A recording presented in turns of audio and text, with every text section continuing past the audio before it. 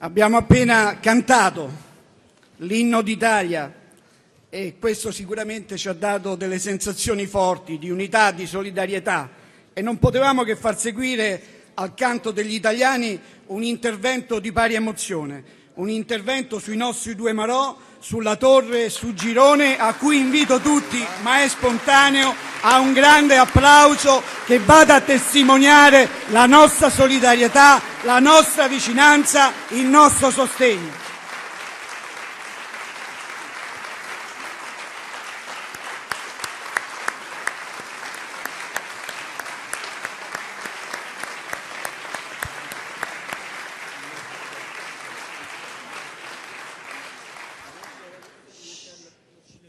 Ho aspettato a presentarmi perché la Torre e Girone sono molto più importanti di me. Io sono l'onorevole Domenico Rossi, sono il capogruppo alla Commissione Difesa della Camera dei Popolari per l'Italia.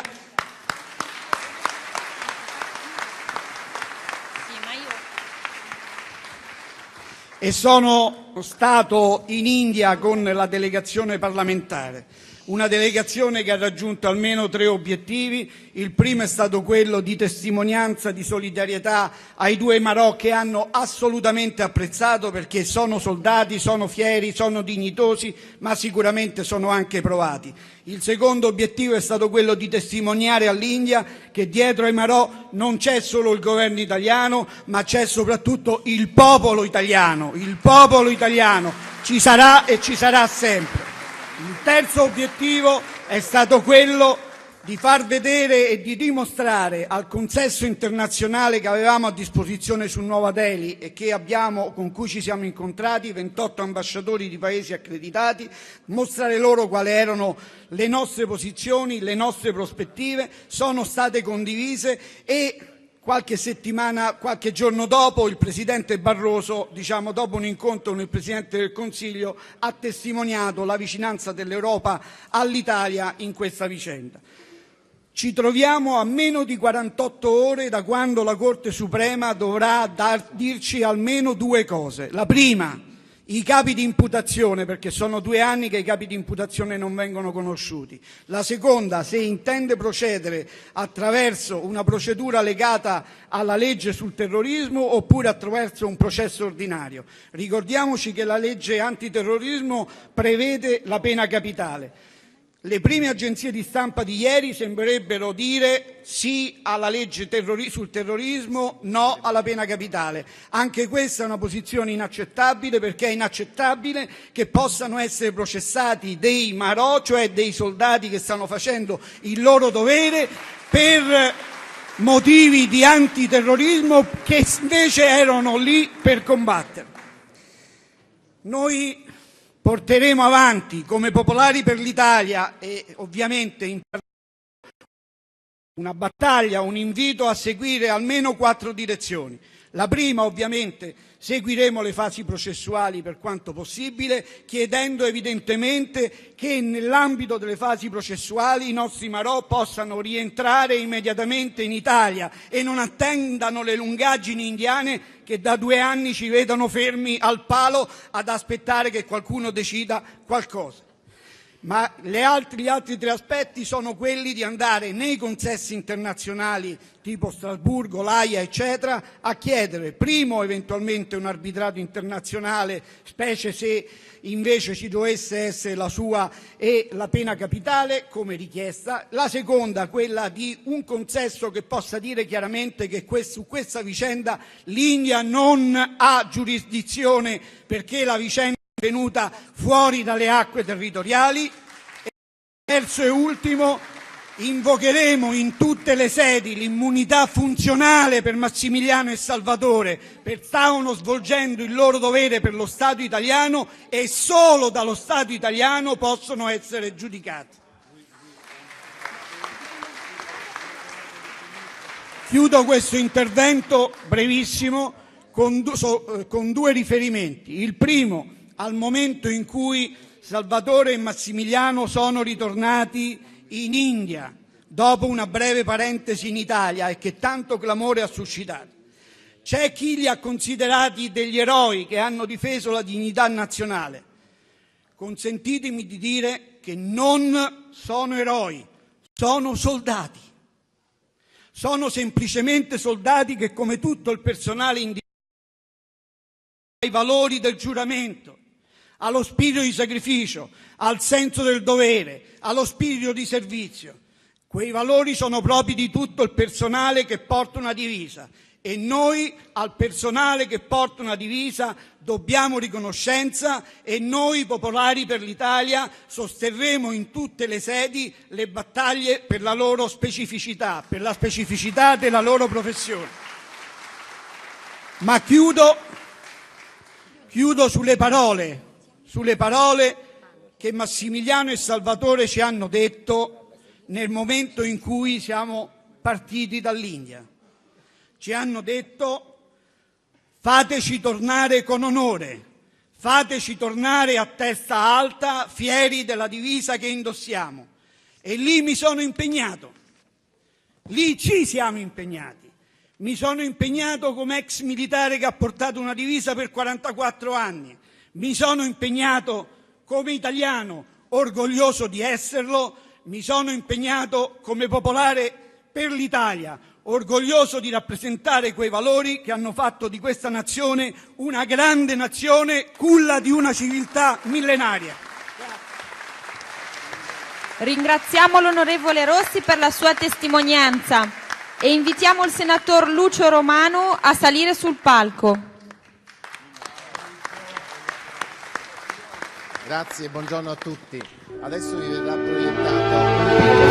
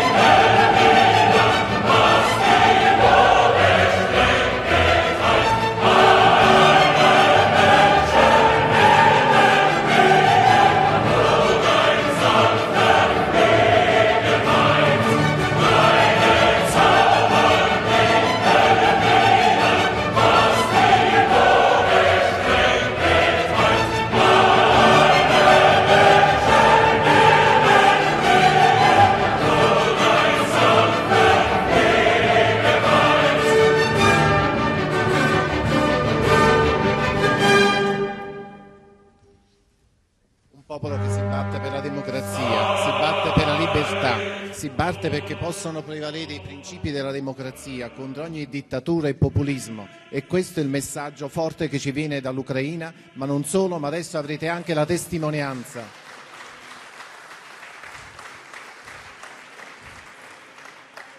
della figlia della Timoshenko, che ha ritenuto spontaneamente di rivolgere a noi tutti un saluto, e un saluto particolare al Ministro Mauro.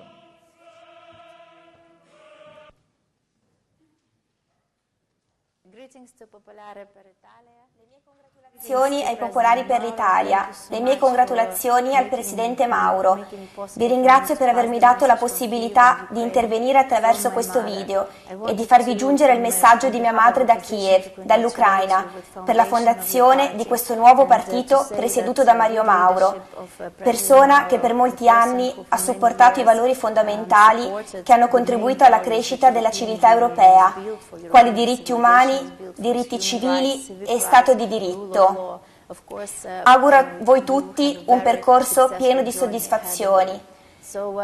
Permettetemi di raccontarvi la storia di mia madre, Yulia Timoshenko, fondatrice del Partito Popolare Ucraino Batkivshina, partito membro del PPE, che è anche il partito che ha cercato di promuovere quei valori così cari a tutti voi, quali sussidiarietà, solidarietà e giustizia.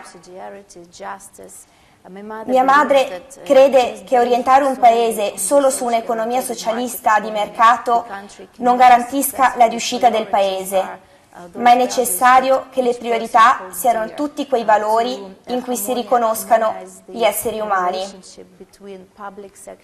Armonizzare il rapporto tra settore pubblico e settore privato, tra autorità e cittadini, è il principale compito, la principale missione delle forze democratiche ucraine. Il cambiamento sta attraversando l'Ucraina, tutta l'Ucraina, che sta combattendo per andare avanti e superare questo momento di transizione che dura 2 anni. Mia madre crede che l'Ucraina abbia una missione, non solo per se stessa, ma per la partnership dell'Est, per l'Unione Europea e per tutto il mondo democratico. L'Ucraina può mostrare a tutto il mondo come tutte le persone che vogliono la pace, come tutte le persone che credono nei valori cristiani, possano combattere e vincere. Vi siamo profondamente riconoscenti per il vostro supporto. Nonostante mia madre sia da ormai quasi 3 anni in prigione, isolata dietro sbarre di ferro, senza telefono, senza la possibilità di uscire all'aria aperta, lei è ancora e sempre più un leader per il popolo ucraino. Viene invocata nelle piazze, è coinvolta e il suo cuore è con la gente che sta protestando e lottando nelle strade in Ucraina. Vi ringraziamo per il fatto di ricordarla e di parlare della sua situazione. La nostra speranza ora è di riabilitarla sul piano politico, in seguito alla decisione che la Corte europea dei diritti dell'uomo dovrebbe emanare a breve. Ovviamente questa speranza che abbiamo nell'Unione Europea, col suo sistema giuridico e di giustizia, il rispetto dei diritti umani e lo Stato di diritto, è qualcosa che, lo capiamo, potremmo ottenere solo andando avanti e unendoci alla famiglia europea. Vi ringraziamo ancora una volta di tenere sott'occhio la situazione e di esserci vicini. Il vostro partito rafforzerà il quadro politico italiano e quei valori che tanto sono necessari in Ucraina. Si tratta di valori che speriamo possiate trasmettere qui in Ucraina, dove non sono riconosciuti e protetti dai personaggi politici del regime di Yanukovych. Mia madre crede nella vittoria del popolo, l'opposizione è pronta a combattere, ma per favore tenete l'Ucraina nel vostro cuore. Grazie. Grito popolare per l'Italia.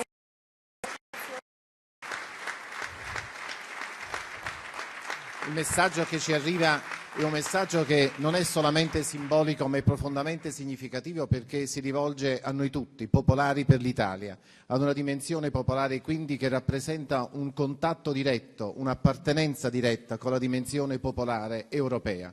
Molte volte noi abbiamo una cattiva abitudine, devo dire, di pensare l'Europa lontana, l'Europa ancora da conquistare, un'Europa da raggiungere, ma io lo dico in maniera molto forte, in maniera molto ferma, noi siamo l'Europa, noi abbiamo una storia antica di civiltà, di cultura, il diritto è nato in Italia, il pensiero è nato sulle nostre sponde e credo che noi dobbiamo raccogliere non un retaggio, ma una storia antica e riportarla nella nostra attualità, nella contingenza storica che ci viene data.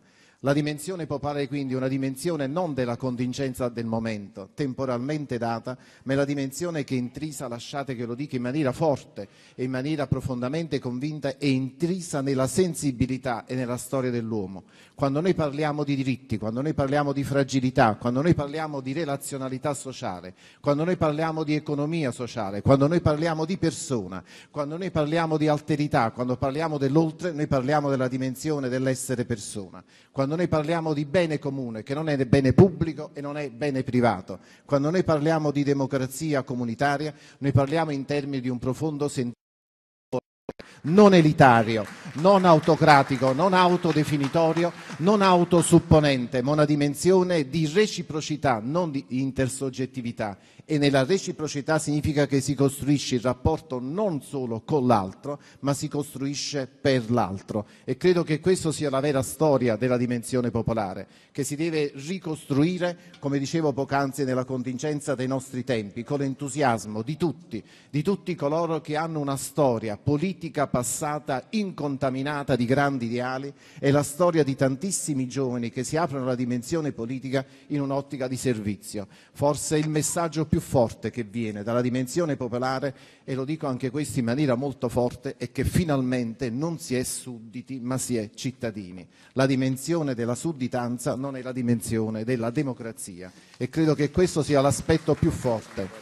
Quando si parla di una democrazia partecipativa, non è la democrazia assembleare semplicemente tramite il web, ma una democrazia attiva dove ognuno sia veramente attore, sia artefice concreto e che evidentemente si contrappone a quello che è la dimensione le varie forme e in quelle anche presenti in altre realtà nemmeno tanto lontane da noi, dobbiamo dirlo, non rispettano assolutamente la democrazia. Vi dico sinceramente, io ieri sera facevo una riflessione con me stesso sulla dimensione del populismo e riprendevo alla mia memoria una definizione di Tocqueville che, devo dire, nella sua ricchezza non voglio assolutamente sminuirla riportandola semplicemente a memoria. Diceva Tocqueville che il dispotismo del populismo dilagante si caratterizza appunto per il dispotismo esteso e dolce che degraderà gli uomini pur senza tormentarli. Credo che questo sia l'aspetto più significativo di un populismo che evidentemente non porta nemmeno alla sofferenza di chi lo condivide,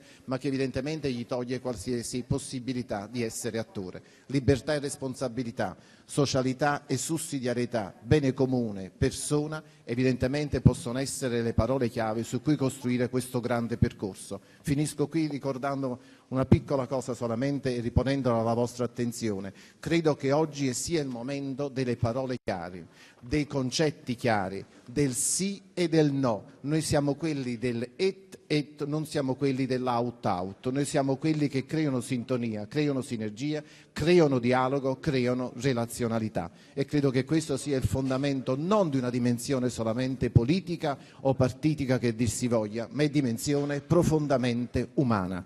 Grazie della vostra attenzione, grazie della vostra partecipazione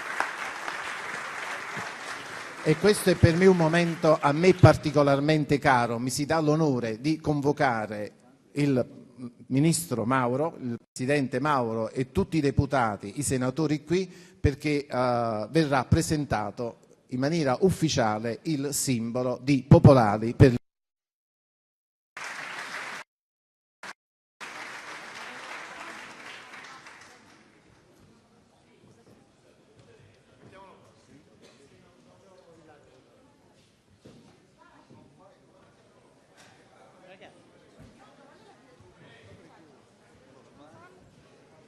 Lo dico?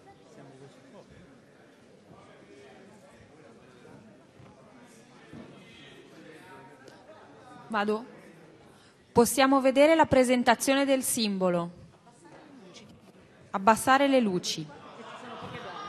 Vieni.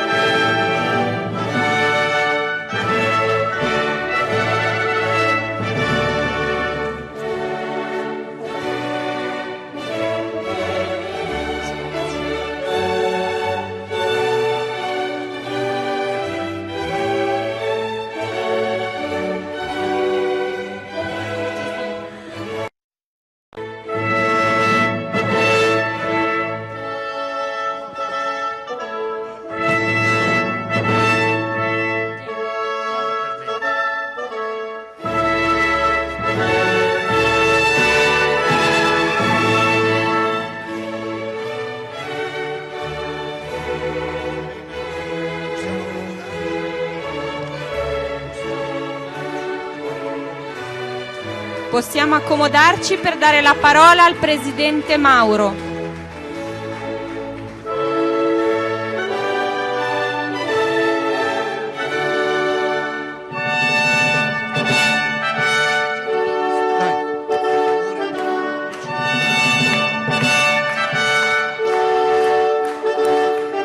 Possiamo accomodarci e lasciare la parola al Presidente.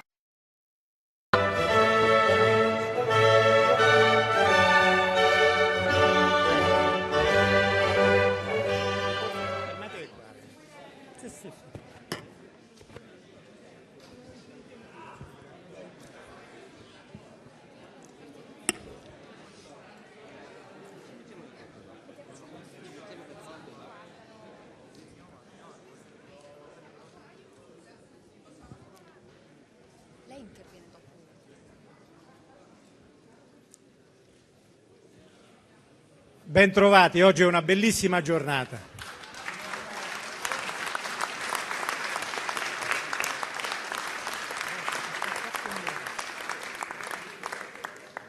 Oggi è una bellissima giornata perché qui nasce, o meglio si propone, un'esperienza che fa della fiducia la chiave di volta della speranza del nostro popolo. Provate a pensarci, che storia abbiamo avuto in questi anni, se non il fatto che sempre più quella fiducia si è affievolita. In questi anni, sempre più morti hanno portato a perdere la speranza. Io vorrei che la consapevolezza di questo nostro ritrovo fosse orientata alla constatazione più semplice. Più di metà del popolo italiano non va più a votare. Più di metà del popolo italiano ha perso la fiducia nella democrazia. Più della metà del popolo italiano chiede una scommessa nuova. E mi fa abbastanza specie, lasciatemelo dire, anche in considerazione del fatto che qualche giornalista ci ha fatto l'onore di venirci a trovare oggi, che la risposta a tutto questo si pensi essere il fatto di schierarsi a destra o a sinistra.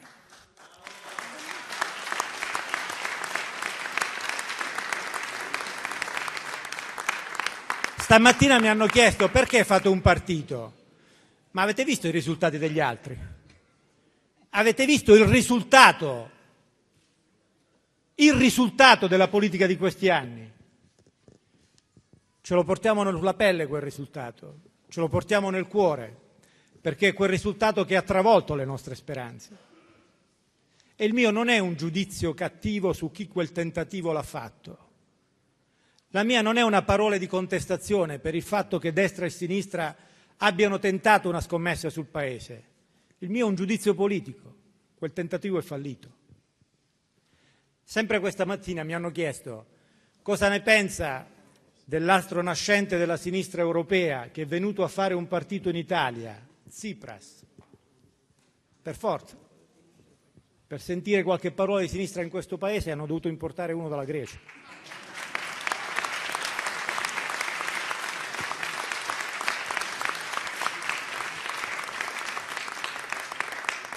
Però soprattutto, amici miei, guardiamo quello che siamo, guardiamo quello che è la nostra gente, che non si è mai affidato alla leva dell'ideologia per veder risolti i propri problemi. E che cosa è proposto dall'altro lato? Veramente noi crediamo di poter ripartire da quest'idea che sento riecheggiare da molti, cioè che rifacendo il centrodestra italiano troveremo l'alternativa e le opportunità per la nostra gente.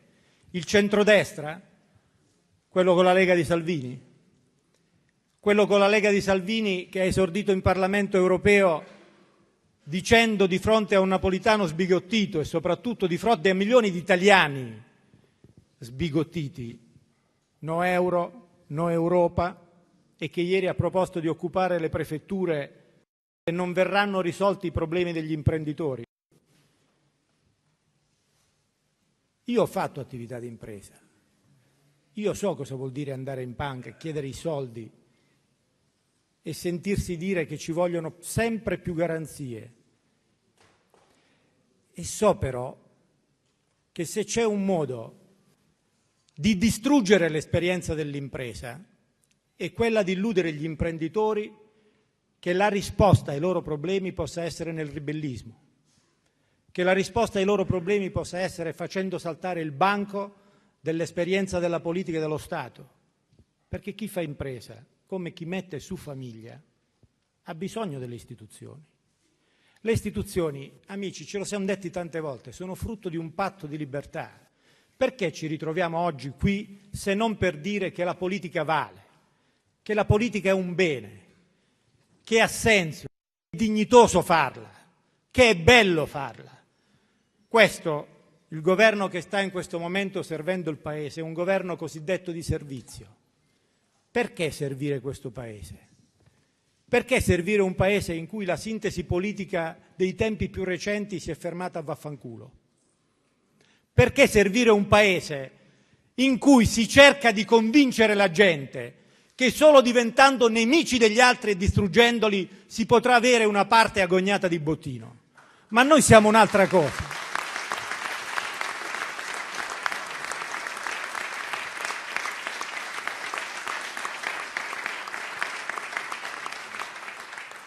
Guardate, dico cose che sono nella storia del nostro Paese.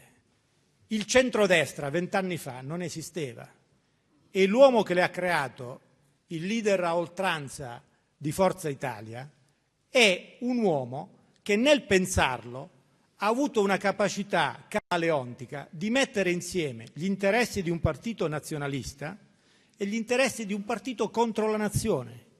È stata una brillante sintesi, con un'enorme capacità di proiezione elettorale, con un piccolissimo problema. Non aveva e non ha ricette per aiutare l'Italia a venire fuori dal guado.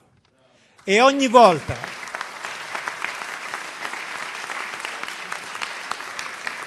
volta che siamo arrivati al dunque vero, il dunque vero di un tema politico, che è quando governi, che è quando ti assumi responsabilità, che è quando devi entrare nel merito e spiegare a uno che ha rischiato a 20 anni, a 25 anni di mettere su casa, di mettere su famiglia, di mettere al mondo dei figli, che le istituzioni non gli sono nemiche. Per cui anche il tema che mi è più caro, il tema più vero, quello più bello, quello per cui in politica ci si sta e ci si batte, il tema della nostra libertà non può essere mistificato. La libertà non è l'antistato. La libertà non è pensare a se stessi come individui sganciati da tutti e che possono permettersi di deridere o peggio ancora di far saltare il banco delle istituzioni. La libertà è molto di più. La libertà è vera perché ci costituisce in un rapporto con la gente, con gli amici e anche con quelli che non conosciamo per costruire una grande comunità, la comunità del nostro Paese. Quella comunità che avete visto alle vostre spalle. Io avevo 20 anni quando ho passato per la prima volta il confine tra l'Italia, l'Europa libera e occidentale, l'Europa ricca e prospera, l'Europa figlia e frutto di quella scommessa che una generazione intera ha fatto, cioè di non abbandonarsi più nelle mani dell'ideologia, di non credere più che il nemico in politica sia un nemico che si possa battere versando il suo sangue. Abbiamo fatto un cammino, abbiamo fatto un percorso quando avevo 20 anni. Per la prima volta ho varcato il confine tra quel mondo e il mondo dell'ideologia e sempre più spesso sono tornato nei paesi dell'Europa dell'Est perché aiutavo a portare di qua la voce della speranza, la voce degli scritti di Havel, di Wałęsa, di Sakharov. Quel monito, cioè, che traspare da quelle immagini e dall'accorato afflato di Eugenia, la figlia di Yulia Tymoshenko, che dice la cosa che oggi ci stupisce più di tutti, cioè che loro mettono a repentaglio la loro vita per ciò che noi disprezziamo, che loro mettono a repentaglio se stessi e per loro la libertà è entrare in una comunità, non dire che le comunità non è entrare nella comunità dell'Europa, è entrare nell'Europa e volere che l'Europa sia quello che è. Puoi fare un po' di applausi qua, prima di partire, te lo dico io, quando lui ha finito. che l'Europa sia ciò per cui è stata pensato, l'antidoto al totalitarismo, l'antidoto alla dittatura, l'antidoto alla scorciatoia che oggi fa incredibilmente percepire che in Francia potrebbe vincere le elezioni Marine Le Pen, un partito adoratore di un concetto di nazione che si propone intrinsecamente come un concetto conflittuale. Le cose di una nazione vanno bene quando batti le altre nazioni, quando sconfiggi quando delle altre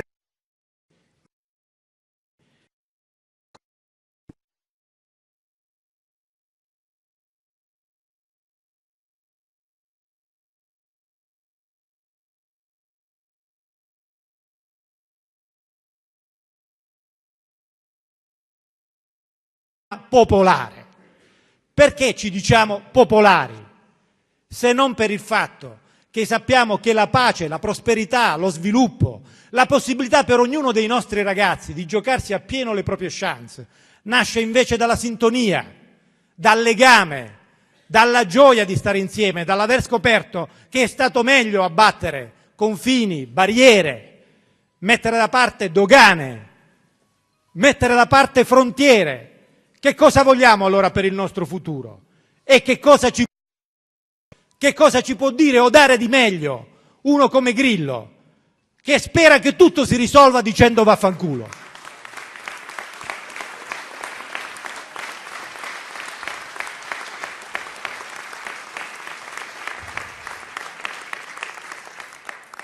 Noi sentiamo invece il dovere di abbracciarci tra di noi per abbracciare il destino del nostro Paese.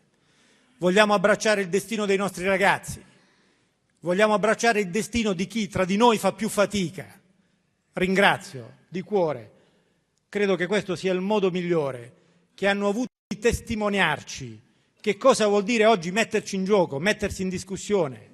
Gli amici che vedete qui oggi, coloro che la vita ha segnato e ha segnato magari rendendogli più difficili di muoversi, o di vedere, o di sentire. Quando una società si organizza, quando la politica si organizza, se non parte da quelli che sono più poveri, più in difficoltà, più segnati, da che cosa dovrebbe partire?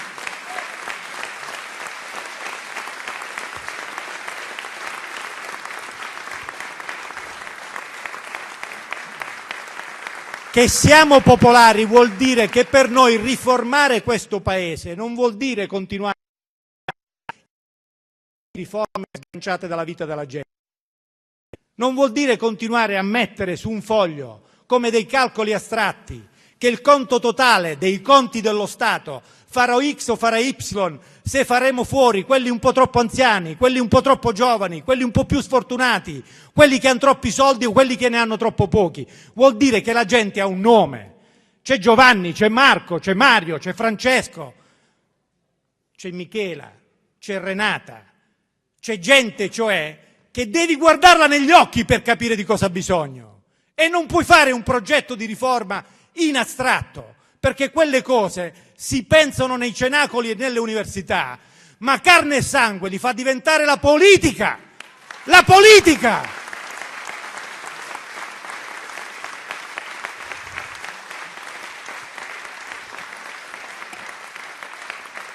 Non c'è nessuna riforma che non stia sulle spalle di un sindaco. Non c'è nessuna riforma della scuola che non stia sulle spalle di un insegnante e di una famiglia. Non c'è nessuna riforma dell'impresa che non stia sulle spalle di uno che tutte le mattine, chiudendo o abbassando o alzando la clair del proprio negozio, non pensi contemporaneamente alla moglie che ama e nello stesso tempo, in ogni istante, non pensi anche alla banca che incessante gli chiede di ritornare. Allora, amici miei, la vita è questa. E perché la vita sia sostenibile, perché la vita la possiamo affrontare, ci vuole la politica. E ci vuole una politica vera, non una politica fatta di posizionamenti. Che cosa volete che ce ne freghi del centrosinistra e del centrodestra? Che cosa volete che ci freghi?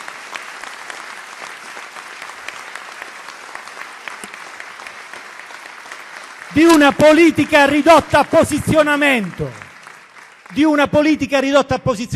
Stare al centro non è un posizionamento geografico. Stare al centro vuol dire metterti in gioco con la vita della gente. Stai al centro della loro storia, stai al centro della loro vicenda umana, stai che ti percepiscono come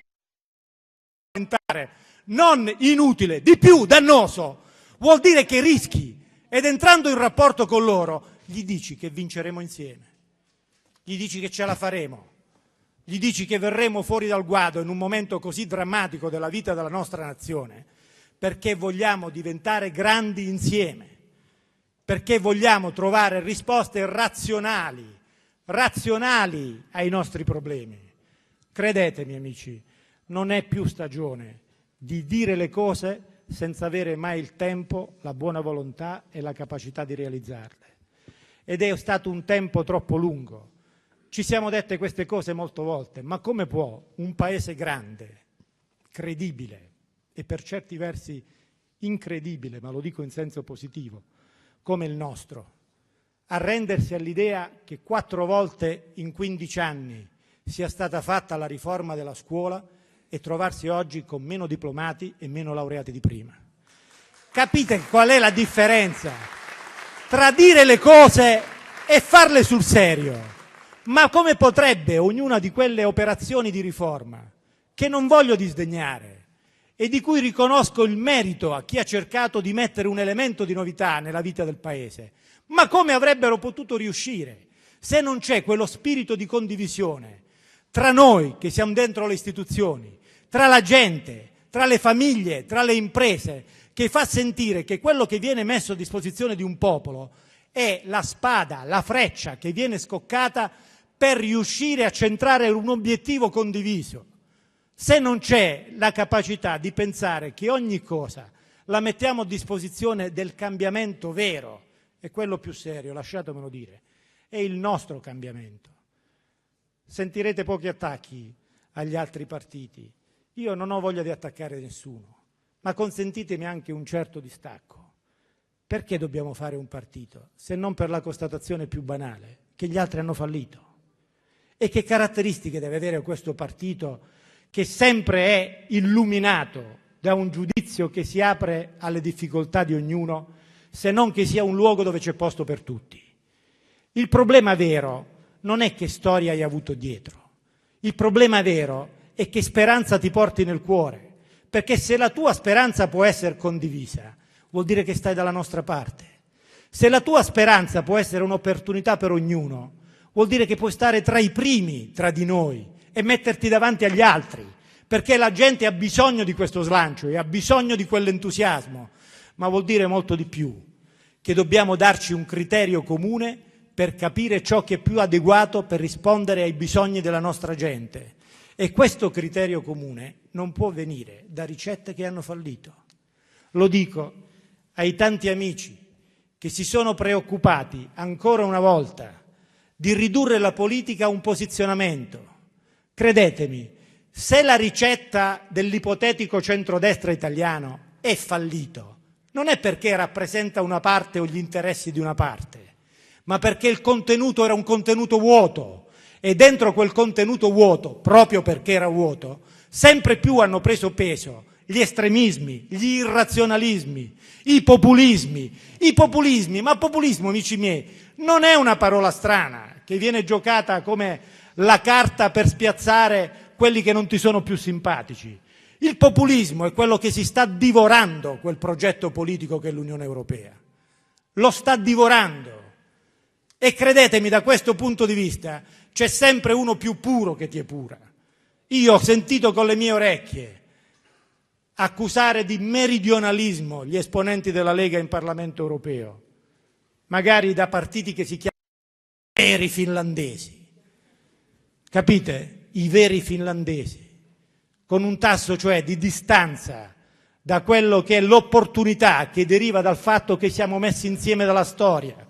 Siamo messi insieme dalla storia, ci mettiamo di mezzo nella storia. Siamo dentro una prospettiva che è al confine tra il bisogno di tutte le genti. Siamo 500 milioni nell'Unione Europea, Vale a dire il 92% delle persone che vivono al mondo non vivono in Europa. Siamo una piccola cosa, ma siamo una cosa straordinariamente grande se siamo capaci di guardare a quel che nella storia abbiamo portato, a quello che sentiamo come vero, come giusto, come bello, che sentiamo come opportunità. E dovete essere consapevoli che quando si discute di Salvatore Girone e di Massimiliano Latorre non stiamo parlando di una questione che riguarda i militari, non stiamo parlando di una questione che riguarda la difesa, è la nostra concezione di società, è la nostra concezione di pace, è la nostra concezione di libertà, perché quella gente, questi due nostri amici, avevano un compito e una responsabilità, e per quel compito e quella responsabilità hanno messo in gioco se stessi e non possono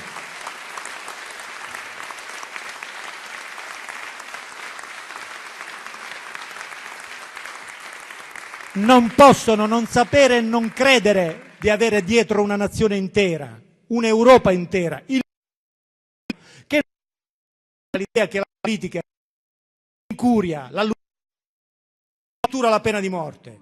Tutto questo va fatto saltare, perché un cuore grande, un cuore popolare è capace di abbracciare il mondo, perché come lo fanno Salvatore e Massimiliano, lo fanno quelle migliaia di ragazzi che in giro per il mondo ci sono e ci vanno per appiacciare ogni giorno il bisogno della gente, e sono italiani. Lo fanno ragazzi che attraverso la partecipazione alle organizzazioni non governative, alle iniziative di carità, di solidarietà, ricordano che cosa l'Italia è e che cosa l'Italia vuol dare al mondo come prospettiva. Tutta questa gente è dentro e insieme con Massimiliano, con Salvatore, con ognuno di noi, una visione della politica, una politica che si mette di mezzo, che sta al centro, ma si mette di mezzo per aprire un'opportunità, per aprire uno spazio, non per far fiorire la rendita politica. Guardate che quando una madre decide di mettere al mondo dei figli, non ha bisogno che la politica dia senso a quel gesto, ha bisogno che la politica quel gesto lo riconosca, che si inchini a quel gesto e che lo serva, tirando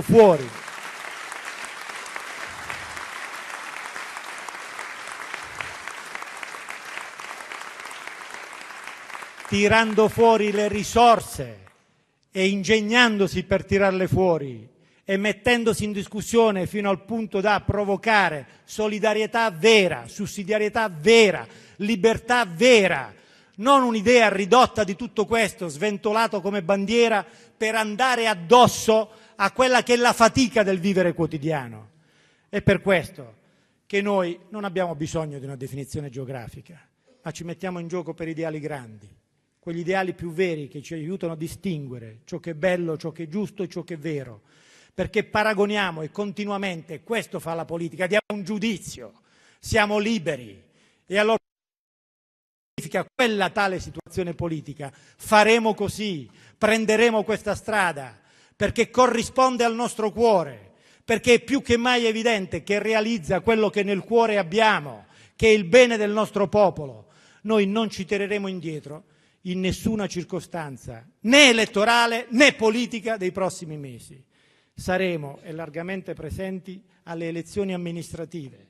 E alle elezioni amministrative sappia ognuno di voi e ognuno di quelli che contatterete che ognuno di voi può dirsi popolare, può chiamarsi popolare, perché per quel volto che metteranno in gioco un popolo si radunerà intorno a loro, e in ogni piccolo paese di 2.000, di 3.000, di 4.000 abitanti di questo straordinario paese ci sarà un circolo popolare, non perché si troverà una sede, ma perché si troveranno degli uomini e delle donne, perché si metteranno in discussione guardandosi negli occhi, e quello sguardo trafiggerà come una freccia e penetrerà al di là delle resistenze di una società dove la fiducia non vuol dire più niente.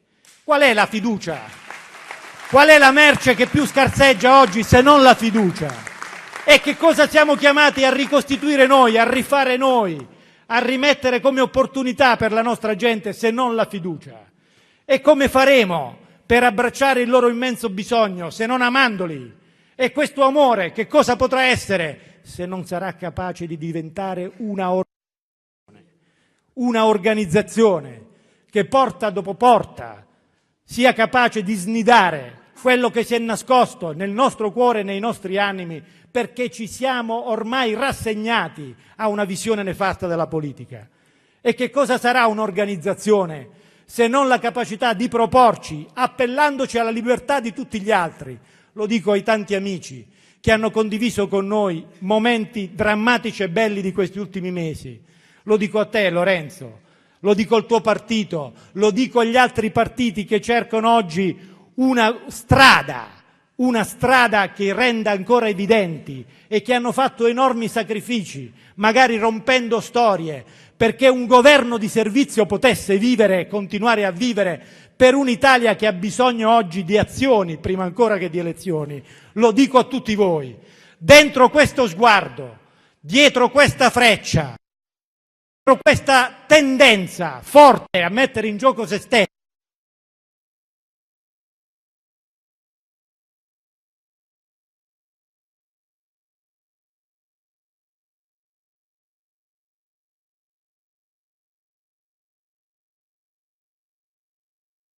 una luce vera, ha avuto molte attrazioni, molti effetti speciali, ma non ha avuto una capacità e un effetto di dare una direzione all'Italia, di dare una direzione all'Europa, di redimere l'esperienza della politica, che è ciò di cui abbiamo veramente bisogno, che è ciò di cui gridiamo il bisogno.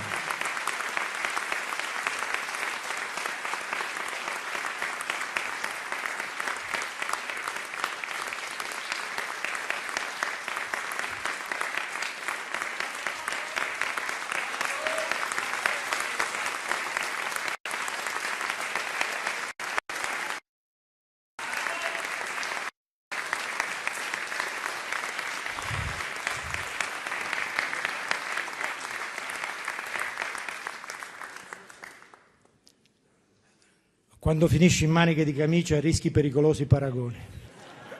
Pur tuttavia, essendo proprio uno del popolo, ho tenuto il gilet, perché i mali di stagione sono sempre da, portare particolare attenzione. Non mi rimbocco le maniche, perché in genere ci si rimbocca le maniche quando si lavora, non quando si parla.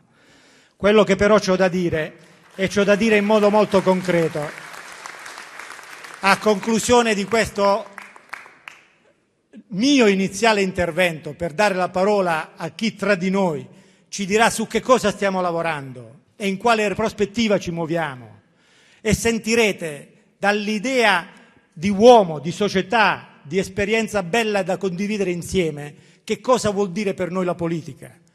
Sentirete soprattutto una percezione che non è data dai numeri, ma c'è una volontà, un'ambizione, una determinazione dentro di noi che è molto chiara.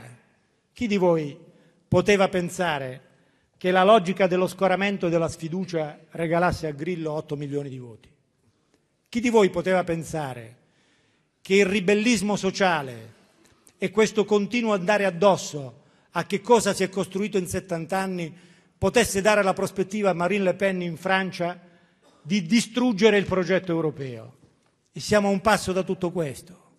Allora, io ho sentito crescere in questi anni la furia degli euroscettici anche nelle aule parlamentari dell'Europa, e sempre ho pensato questo, che non hanno buone idee, non hanno nessuna idea buona, ma sempre più hanno consenso, e questo, scusatemi, non dipende da quanto buone sono le loro idee, ma da quanto tragicamente ridicoli sono tutti coloro che dicono di credere nell'Europa e non ci credono fino in fondo. Dicono a parole di credere nell'Europa, dicono a parole di credere nella politica e si tirano sempre indietro quando la lotta si fa dura. Perché da euroconvinti finiamo con l'apparire eurocretini, euro rassegnati. Allora, se 70 anni fa qualcuno ha detto vogliamo fare gli Stati Uniti d'Europa e dopo 70 anni siamo ancora a discutere di come si potrebbe cominciare e che forse ci vorrebbe una conferenza intergovernativa per farlo, vuol dire che non capiamo che la politica dipende da ciò in cui crediamo, ed è ciò in cui crediamo che ci deve stare a cuore. La politica è il riflesso dell'entusiasmo, e l'entusiasmo è una bella parola greca e non è un suggerimento di Tsipras, vuol dire Dio dentro di te, vuol dire cioè avere un ideale così profondo che accetti di vincere quella sfida che passa poi per costruire dentro la società una prospettiva educativa. Ma questa crisi, ragazzi, amici, questa crisi non è solo una crisi finanziaria, non è solo una crisi economica, è prima di tutto la crisi di un uomo che batte in ritirata di fronte alle difficoltà. E quella crisi educativa è realizzata con un di più di educazione. Ma che idea oggi c'ha chi fa politica di che cosa voglia dire educare? E come pensa una classe dirigente politica di lasciarsi educare per poter mettere in discussione se stessa? Io credo che una volta di più noi dobbiamo recuperare la consapevolezza del compito straordinario che ci affida la storia, e il ritrovo di oggi, così come il ritrovo di chi in passato ha dovuto scegliere per la democrazia e la libertà, deve essere il ritrovo di gente che non si fermerà davanti a niente. Vi ringrazio.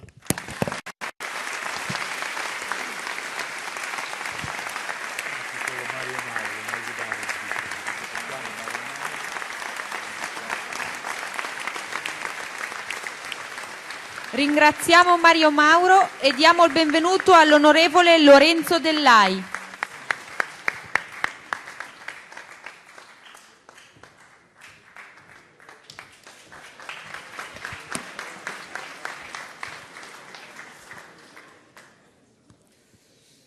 Grazie, care amiche e cari amici.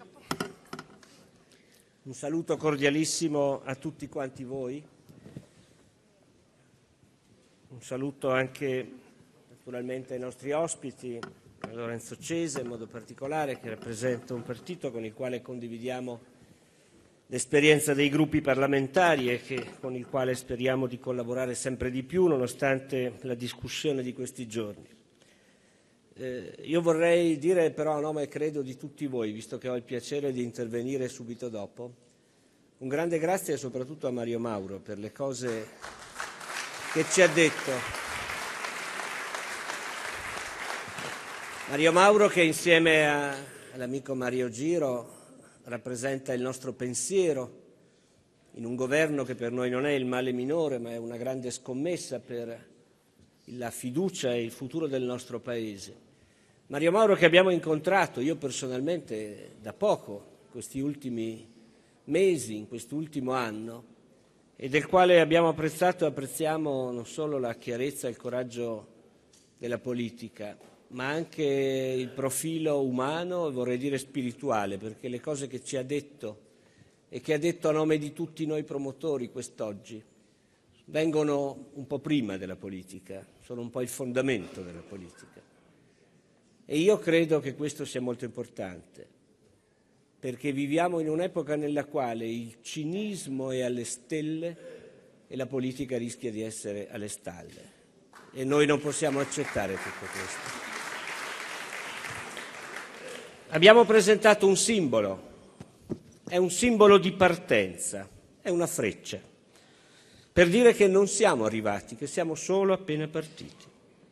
E io credo che sia giusto, prima di tutto, dire scusa ai tantissimi potenziali cittadini, elettori, nostri elettori, che dal 94 in poi noi non siamo più riusciti a coinvolgere una offerta politica che fosse all'altezza di una cultura, di una storia, di una identità.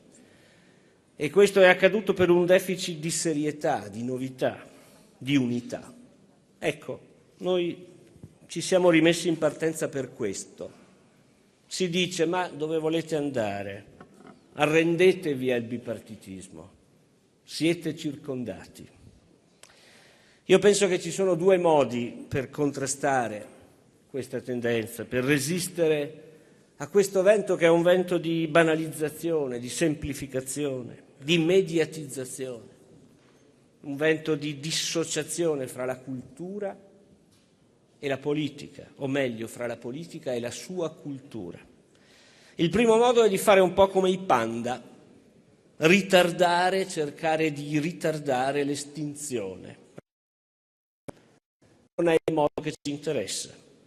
A noi interessa il secondo modo, sentirsi e sentirci come avanguardia di una nuova politica, che certo guarda con realismo ai passi prossimi, perché nessuno di noi è sulle nuvole e quindi dobbiamo guardare con realismo al modo con cui ci rapportiamo con lo scenario attuale, ma tuttavia una nuova politica che già si pensa come oltre questo triste schema che ha caratterizzato i 20 anni della politica italiana. Questo è uno schema che è un gigante dai piedi d'argilla.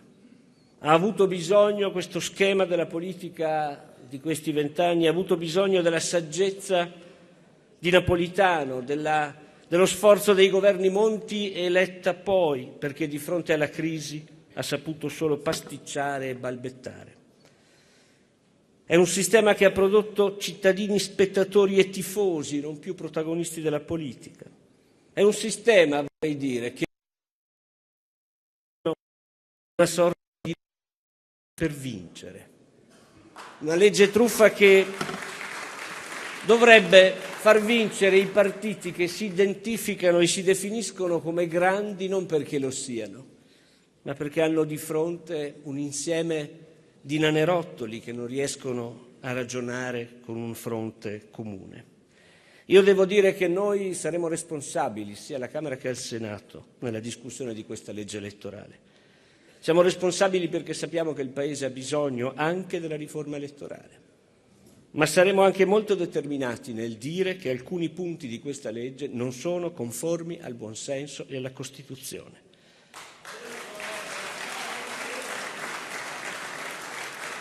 La legge elettorale non ha il compito di creare la politica, è la società, come diceva Mario Mauro prima, che crea la politica.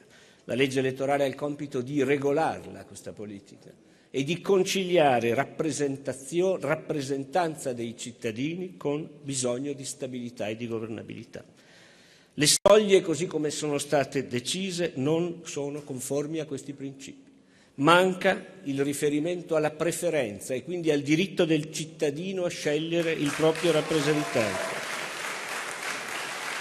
E manca anche una cosa che noi abbiamo proposto e che sosterremo, la disciplina moderna del conflitto degli interessi, perché non si può copiare dagli americani male proponendo 2 soli partiti e copiare invece dai sudamericani per quanto riguarda la trasparenza e le regole della democrazia.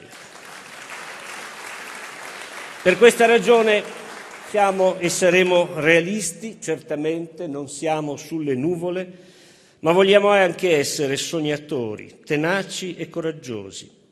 Freghiamocene dei sondaggi, dei cliché di moda. C'è più di 3/4 dei cittadini italiani in carne ed ossa che non votando o votando comunque per partiti diversi dal perimetro dei 2 cosiddetti grandi esprime un grande disagio e una grande attesa di cose nuove e di cose vere. Per questo noi siamo solo all'inizio. Questa freccia che è nel simbolo rappresenta l'inizio di un percorso. E vogliamo per questo sentirci fin da subito, non certamente autosufficienti, ma in rete politica innanzitutto, con tutti quei partiti e quei movimenti che ci sono o che ci saranno, che sono in Parlamento o che sono fuori dal Parlamento, che insieme con noi condividono questi principi e che insieme con noi dicono un chiaro no ad alleanze con Forza Italia e con la destra populista. Non ci interessa costruire un nuovo centrodestra, lo ha detto bene prima Mario. È un paradigma che non c'è più e anche quando c'era a moltissimi di noi non piaceva, perché popolarismo non è tutto ciò residualmente che non è a sinistra, è qualcosa di molto più importante. E quando diciamo questo no, non lo diciamo per avversione ad una persona, che come tale ovviamente rispettiamo secondo il nostro stile.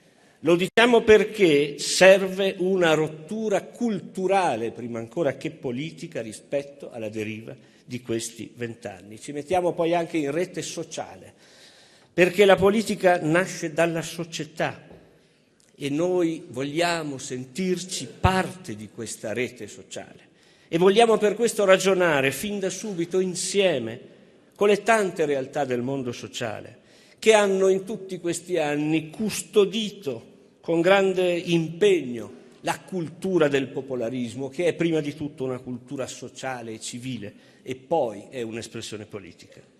E poi ci sentiamo in rete civica, perché è nei territori che si produce innovazione politica, non nei palazzi, e dunque ecco il riferimento alle prossime amministrative. Vogliamo essere parte di una rete di presenze, di militanze, di testimonianze che già oggi è molto forte in tantissime realtà del nostro Paese. La nostra cifra sarà il valore della comunità, perché questa crisi produce individualismo, produce verticalizzazione, produce pochi protetti e molti sempre più a rischio, e tutto questo ci porta verso il declino civile ed economico. Ed allora certo che noi siamo per le riforme, certo che siamo per le riforme, ma siamo per riforme e politiche comunitarie. Vogliamo più riforme e più politiche per le tante comunità che compongono questo nostro Paese, per la comunità delle nostre famiglie, che sono fanalino di coda in tutta Europa, e rispetto alle quali, lo diciamo con grande serietà e onestà, anche la politica di questo governo poteva essere più forte. Prevale anche in qualche decisione del governo, quella per esempio sugli strumenti di accertamento della ricchezza, prevale una visione contraria alla famiglia, come se parlare di famiglia fosse qualche cosa di retrogrado, quando invece è l'unica via possibile per costruire delle comunità che siano coese, che siano competitive. Vogliamo riforme e politiche per la comunità delle nostre piccole imprese, che tengono duro dentro le comunità dei territori e dentro le comunità delle filiere, e vogliamo che queste politiche siano amiche delle imprese. Vogliamo riforme e politiche per gli studenti e per gli educatori, e non può essere tutto ridotto al non togliere i 150 euro indebitamente sottratti. No, c'è bisogno di una grande riforma della didattica, perché oggi nelle nostre scuole gli studenti rischiano di stufarsi, perché sono tanti anni che si parla di scuola dal punto di vista organizzativo e non dal punto di vista della rivoluzione didattica, che richiede di nuovo il rilancio del rapporto fra gli insegnanti e gli studenti. Vogliamo politiche e riforme per i ricercatori e per le nostre università. Basta con le baronie, basta con le conservazioni, largo ai talenti. Vogliamo riforme e politiche per il volontariato, per chi custodisce e gestisce i beni comuni, e vogliamo rilanciare l'esigenza del servizio civile universale come forma di riconciliazione di tanti ambiti di vita delle nostre comunità. Vogliamo politiche e riforme per i servitori dello Stato, polizia, carabinieri, forze armate, tutti quelli che lavorano in nome e per conto di noi cittadini, che da anni purtroppo vedono fermi i loro contratti e in più si vedono anche rivolgere inviti dalla cattiva politica a tradire le istituzioni per le quali lavorano. Vogliamo riforme e politica anche per la comunità della rete, anche per la comunità che si riconosce e usa la rete. La rete può e deve essere uno strumento importante. Può e deve essere strumento di economia del dono, di partecipazione, di unità, e Grillo la sta trasformando in uno strumento di odio, di divisione, di violenza. Vogliamo politiche e riforme per le nostre comunità territoriali. Daremo il nostro contributo molto preciso e molto concreto al dibattito sulla riforma della Costituzione, per il Senato e per il Titolo V. Vogliamo però che non ci siano atteggiamenti di episodicità, annunci spot. perché la Costituzione non è un regolamento di condominio, la Costituzione è la carta fondamentale della nostra Repubblica. Sentiamo che si vuole cambiare il Senato, è giusto, ma non si può dire che si cambia la Costituzione perché così si risparmia sugli stipendi dei senatori. Bisogna avere, come i padri fondatori ebbero, una visione di cosa significa la Repubblica del nostro Paese. E se si vuole fare, come noi riteniamo, il Senato delle autonomie, bisogna che queste autonomie esistano, perché non si può immaginare una riforma del titolo quinto che diventa strumento di nuovo statalismo e poi fare il Senato delle autonomie. Quindi noi siamo e saremo capofila di una grande scommessa, che è quella per ricostruire nel nostro Paese una cultura dell'autonomia responsabile, autonomia della società, dei corpi sociali, autonomia dei territori, sussidiarietà, innovazione vera, insomma, un'Italia a trazione integrale. Per tutte queste ragioni, come diceva prima Mario Mauro, ci mettiamo oggi in cammino. È un cammino che noi vogliamo fare insieme a tanti altri, su spartiti diversi rispetto a quelli di questi 20 anni, un cammino che ci porti veramente a riconciliarci con i nostri cittadini, ad essere in questo veri popolari italiani. Grazie. Ringraziamo l'onorevole Dell'Ai e accogliamo sul palco il senatore Di Maggio.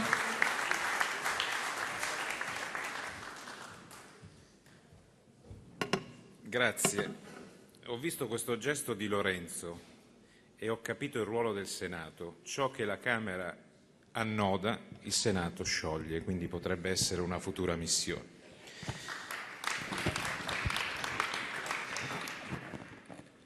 Innanzitutto devo ringraziare le 60 associazioni che oggi partecipano a questo nostro incontro.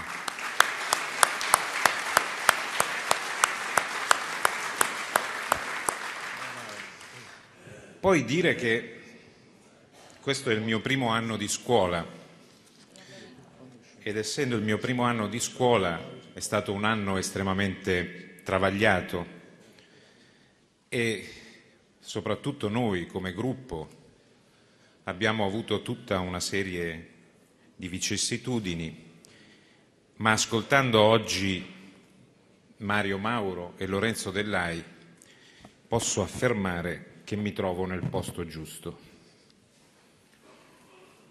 Quando mi è stato chiesto di intervenire, mi hanno detto: mi raccomando, propositivo. E allora mi sono chiesto: come si fa ad essere propositivi con quello che ti si agita intorno? E ancora, interessa a qualcuno la buona politica, le buone maniere? Insomma, interessa a qualcuno essere propositivi? Come si fa ad essere propositivi quando la cultura imperante è quella della scorciatoia? L'Italia che ha affidato a Grillo il suo grido di protesta ed è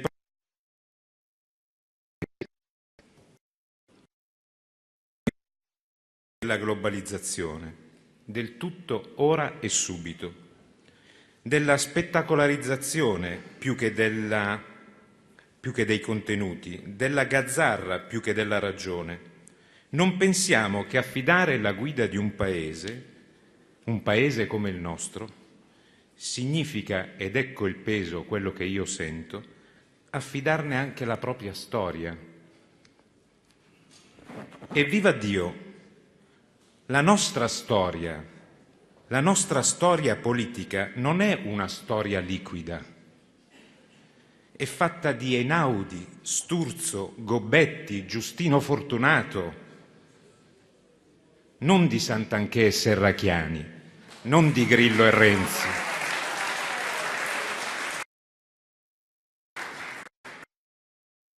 Essere propositivi significa innanzitutto fissare punti di partenza sicuri, certi, credibili. Queste proposte rivoluzionarie del giovane Renzi, delle quali tutti fanno a gara per osannare e per ammirare, noi dobbiamo avere il coraggio non di dire che fanno schifo, ma semplicemente che fanno ridere, sono ridicole. Siccome abbiamo un ossessivo bisogno di vedere un po' di luce, applaudiamo anche chi inizia a costruire la casa dal tetto anziché dalle fondamenta.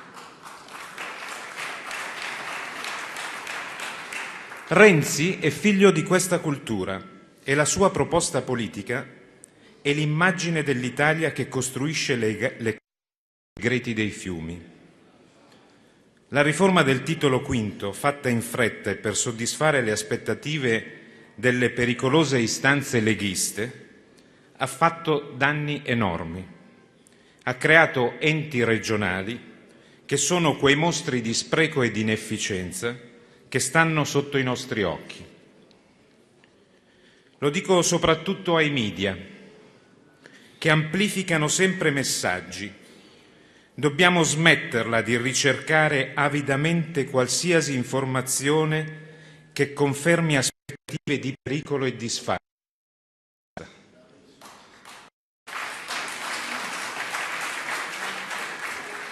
Spesso ci siamo fatti irretire da un luogo comune. L'autonomia della politica è messa in discussione dai poteri forti. Permettetemi di dissentire. Noi viviamo questa situazione di grande disagio tanto e soprattutto perché la politica non riesce più ad affrancarsi dai poteri deboli, dal malpancismo, dall'opinione diffusa, dal senso comune di massa, dal qualunquismo, dal populismo. Io sono uno di quelli che ha investito in questo progetto politico che voleva e vuole coniugare la cultura liberale con quella popolare e per questo ho creduto in Monti. Poi mi sono reso conto che il miserabilismo politico può avere il rigore accademico di un Loden ben indossato e ho iniziato insieme a molti neofiti delle aule parlamentari del mio gruppo a costruire quel progetto che ci vede qui oggi. Bene, sento già nelle orecchie il richiamo del mio presidente romano. Propositivo, Tito, mi raccomando, devi parlare di impresa, di mezzogiorno. Avrei dovuto quindi dirvi del Mezzogiorno d'Italia, del credito, avrei dovuto dirvi della bolletta energetica, dirvi della sburocratizzazione, del cuneo fiscale, insomma di tutte le imprese servono come il pane. Non l'ho fatto per un semplice motivo, perché ho capito che per affermare questi criteri serve una politica forte, seria e credibile. Ecco cosa serve all'impresa italiana. Per poter competere serve una politica capace di affermare il suo primato. In questo progetto io credo che la storia, la cultura dei popolari può essere la pietra angolare. E non dico la pietra angolare qui a caso, perché credo che non debba sottolineare alla vostra coscienza cristiana che la pietra angolare, che poi è diventata la chiave di volta di tutte le impalcature, era la pietra che i costruttori buttavano via. Grazie.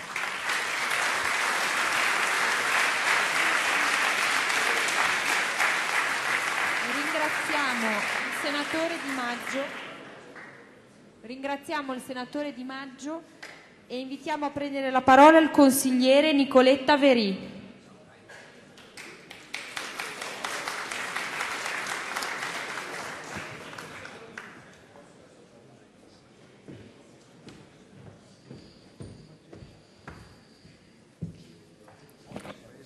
Buongiorno, caro Presidente Mauro, sono le 12 ed è scoccata l'ora della fiducia, è scoccata l'ora della volontà popolare.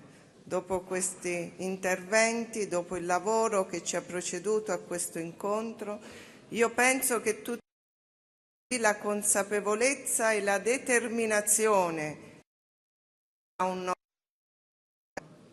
È vero, qualcuno mi ha anticipato prima, c'è stata una telefonata in cui ci hanno chiesto di portare progetti, di portare contenuti, Non li ho portati io questa mattina i contenuti, ma siccome credo fermamente a quello che è il recupero della partecipazione attiva dei cittadini, l'ho fatto sul mio territorio. Non ho fatto un sondaggio telefonico in base ai numeri a chi daresti il voto, ma ho fatto il popolo. Minuti. Quale potrebbe essere una soluzione? Qual è il tuo bisogno? È questo che oggi i cittadini vogliono sentire, ascoltarti, vogliono essere sentiti rappresentati, ma voglio condividere con voi quelli che sono stati i punti esaminati, ma soprattutto le proposte che vengono. E a ognuno di noi penso che sia in grado di dare una risposta affermativa.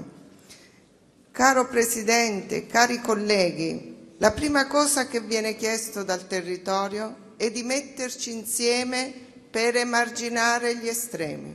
È la prima richiesta. Di favorire sempre ciò che ci unisce da ciò che ci divide. Di ricomporre l'area popolare, e questo è un grande bisogno, è un bisogno che porta a una percentuale molto più alta di quella di cui abbiamo bisogno per entrare nei vari ambiti. Mettere in campo solo risposte alle esigenze di tutti e non di alcuni. Quello che noi abbiamo sul territorio è la possibilità che ci sia un rischio di rottura della coesione sociale. E qual è meglio una risposta che noi popolari possiamo dare attraverso la concretezza? E io a tutte queste richieste aggiungo, visto che sono consigliera regionale e spesso ho accusato questa mancanza di legame con Roma, noi in Abruzzo diciamo con Roma, l'Abruzzo è una regione che in questo momento soffre ancora di più della sfiducia verso la politica, verso i valori morali che tante volte quindi ancora di più abbiamo bisogno di questo collegamento con le istituzioni, ancora di più abbiamo bisogno di una rappresentatività per dare delle risposte concrete. Ma in ultimo la richiesta più importante è di essere protagonisti, di avere il diritto di poter essere protagonisti, di poter rappresentare la propria vita. Cari amici, sono brevissima e solo questo vi chiedo. Un esame in tutti noi. Siamo in grado di dare quelle risposte? Io sono piena, convinta,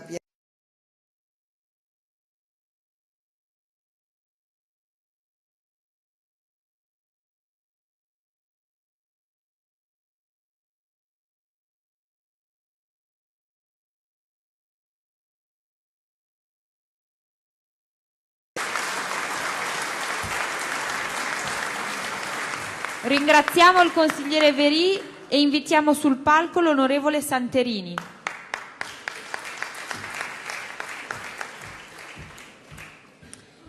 Cari amici, c'è bisogno di un soggetto come il nostro veramente in questo momento?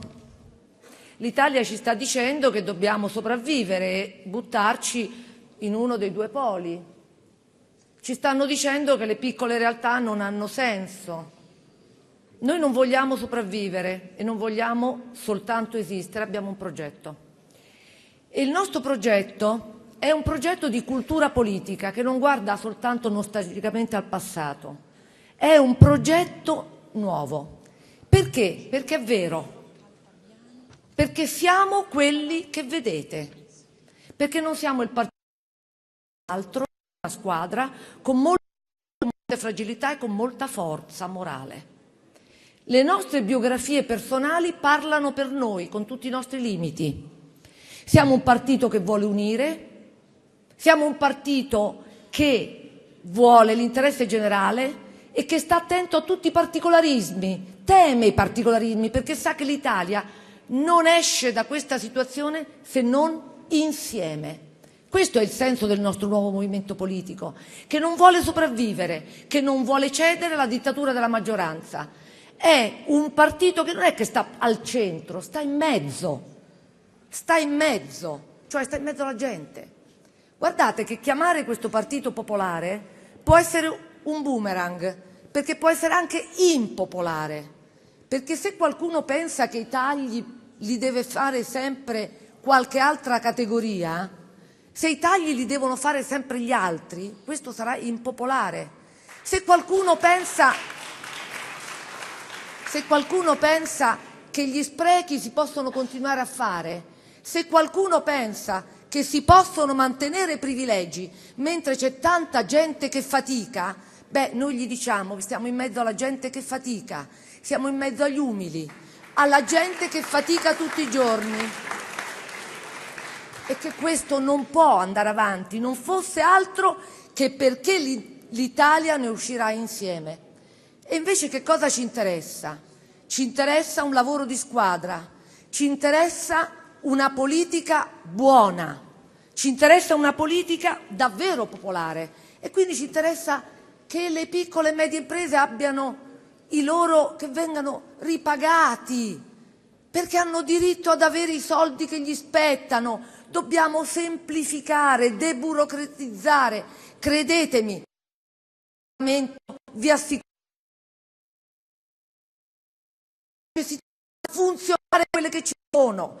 C'è necessità di aiutare, sostenere i cittadini. Ci interessa la scuola, motore del cambiamento. Ci interessa la salute, perché non si risparmia sulla salute della gente. Ci interessa che finalmente si riconosca il ruolo del volontariato che crea cittadinanza. Ci interessa aiutare chi aiuta, perché è un moltiplicatore di energie. Allora, come vedo questa realtà piccola, ma che crescerà? Io la vedo così, la vedo come una realtà aperta e plurale che chiude con 20 anni di un'Italia che è stata corrotta, prima ancora che economicamente e moralmente. E direi diffidiamo di chi si vuole distinguere da questi 20 anni senza rompere davvero e nascondendosi dietro la difesa dei valori che implicitamente si sono contraddetti. E poi la vedo come una realtà che è fatta di comunità di vita, di associazioni, di cooperative, di famiglie. È fatta come di gruppi, di persone associate, di gente che ha il senso della comunità, di gente che lavora con noi. Noi oggi rappresentiamo voi, siamo la vostra voce, non abbiamo la nostra voce, siamo la vostra voce. E poi la vedo come un movimento di idee, di progetti nuovi, perché in Parlamento vediamo tante idee stupide, perché vediamo tante idee, politicanti, vediamo una politica politicante. E qui chiudo dicendo solo una frase, scusatemi se sembra clericale, è una frase di Papa Francesco, è la più politica di tutti come frase. State attenti ai politici che vogliono far vedere che fanno senza fare. Credo che noi non dobbiamo essere questo, saremo altro. Ringraziamo l'onorevole Santerini e invitiamo a salire sul palco il sottosegretario Mario Giro.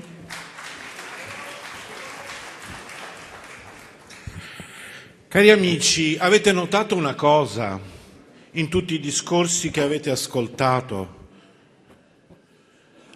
Tutti quanti hanno parlato al noi. Vedete, in un paese come il nostro, contrapposto e frammentato da ormai tanti e tanti anni, un paese in cui l'io si è fatto re, in cui si dice sempre io farò, io so, io ho le soluzioni, in cui tutto si frammenta per ricomporsi sempre soltanto attorno a un nuovo io, Noi oggi rispondiamo con un'altra parola, il noi, e ringrazio Mario Mauro che ha parlato tanto di Europa, il grande noi che è il nostro destino. Sarà più umile, d'accordo, ma è più vero. È molto difficile.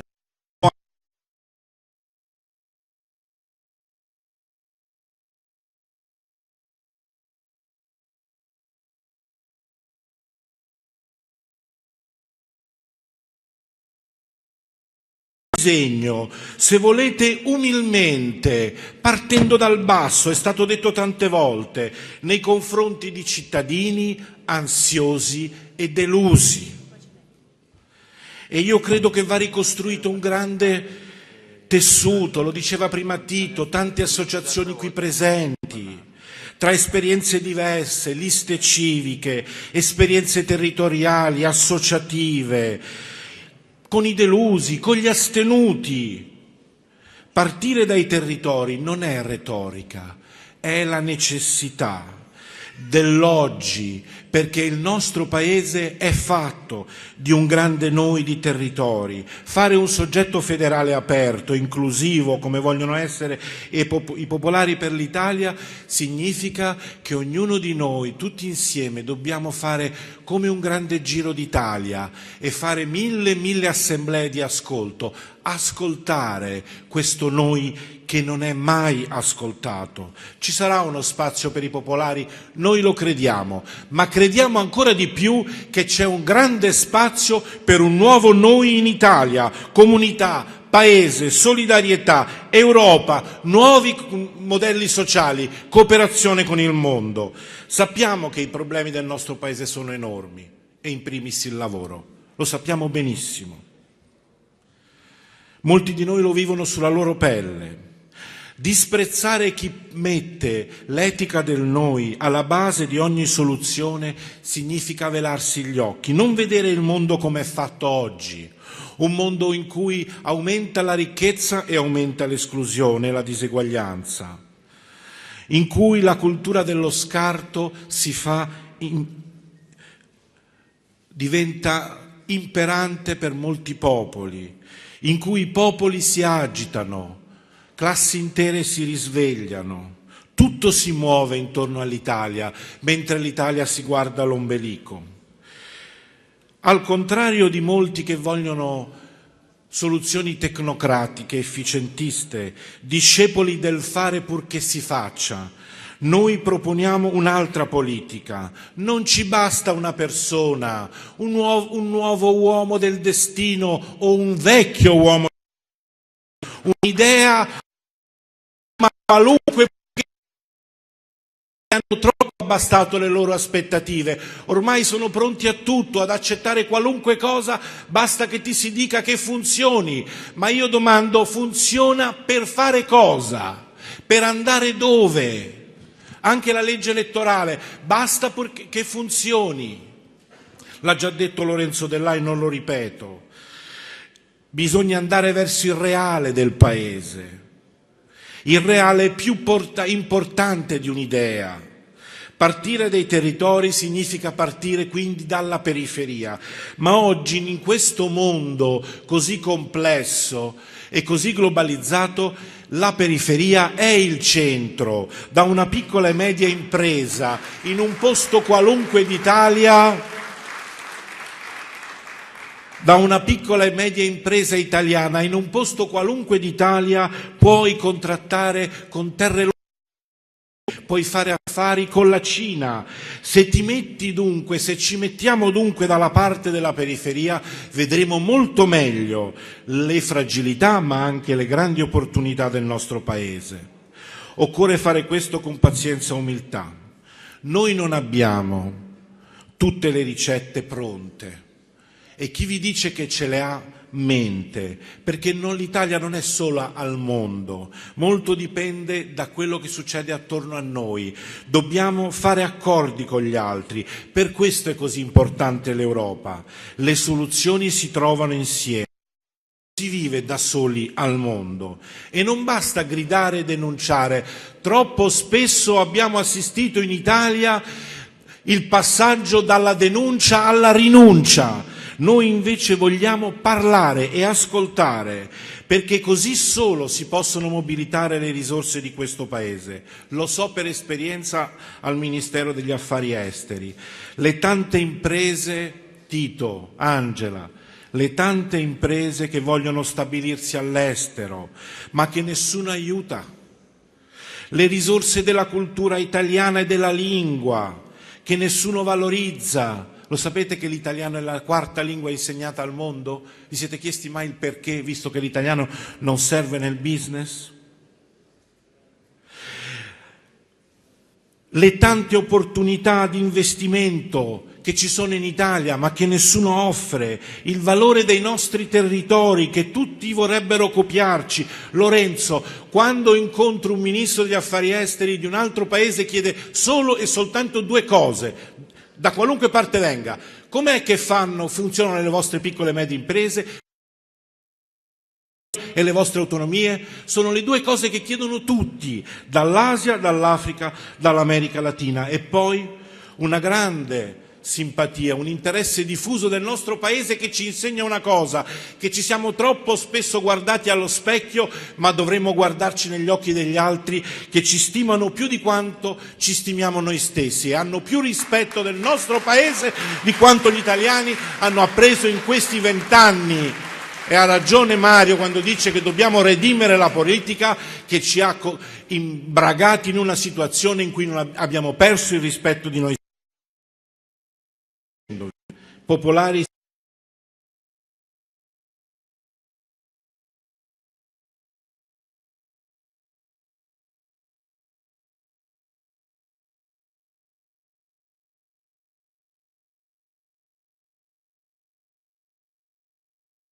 Il XXI secolo è molto diverso dal XX, è il mondo della rete, del legame sociale, dell'interconnessione, del destino comune, dell'unità, del multipolarismo, tutte cose complicate, ma non è una minaccia per noi, non sono una minaccia per noi.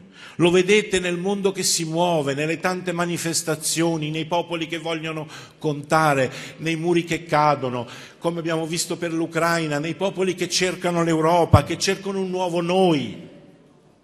Questo potrebbe e deve essere il secolo dell'Europa, mentre gli europei, colti tutti più o meno dalla stessa malattia che ha colto noi italiani, guardano la storia ormai nel retrovisore, come se fosse un passato illustre. Certo, è un mondo difficile, ma il Paese che non coglie questa sfida è destinato al declino. Ripartire da noi significa rimettersi in sintonia, in maniera popolare, con questo mondo. Non ci vuole un'altra elite illuminata, un altro uomo o un'altra donna del destino, un'altra struttura oligarchica, un altro io. No, noi operiamo un ribaltamento, iniziamo dalla periferia, dai territori, dalla provincia italiana dove non si è ancora disperso il senso di comunità. In altre parole, ricominciamo da voi.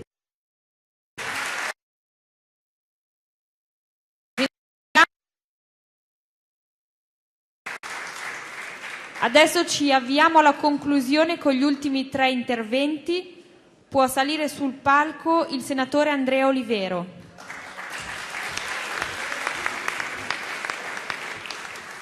Cari amici, come avete ascoltato quest'oggi dalle parole innanzitutto del Presidente Mario Mauro, ma anche dai tanti interventi, noi amiamo la politica e crediamo che ci sia bisogno di più politica.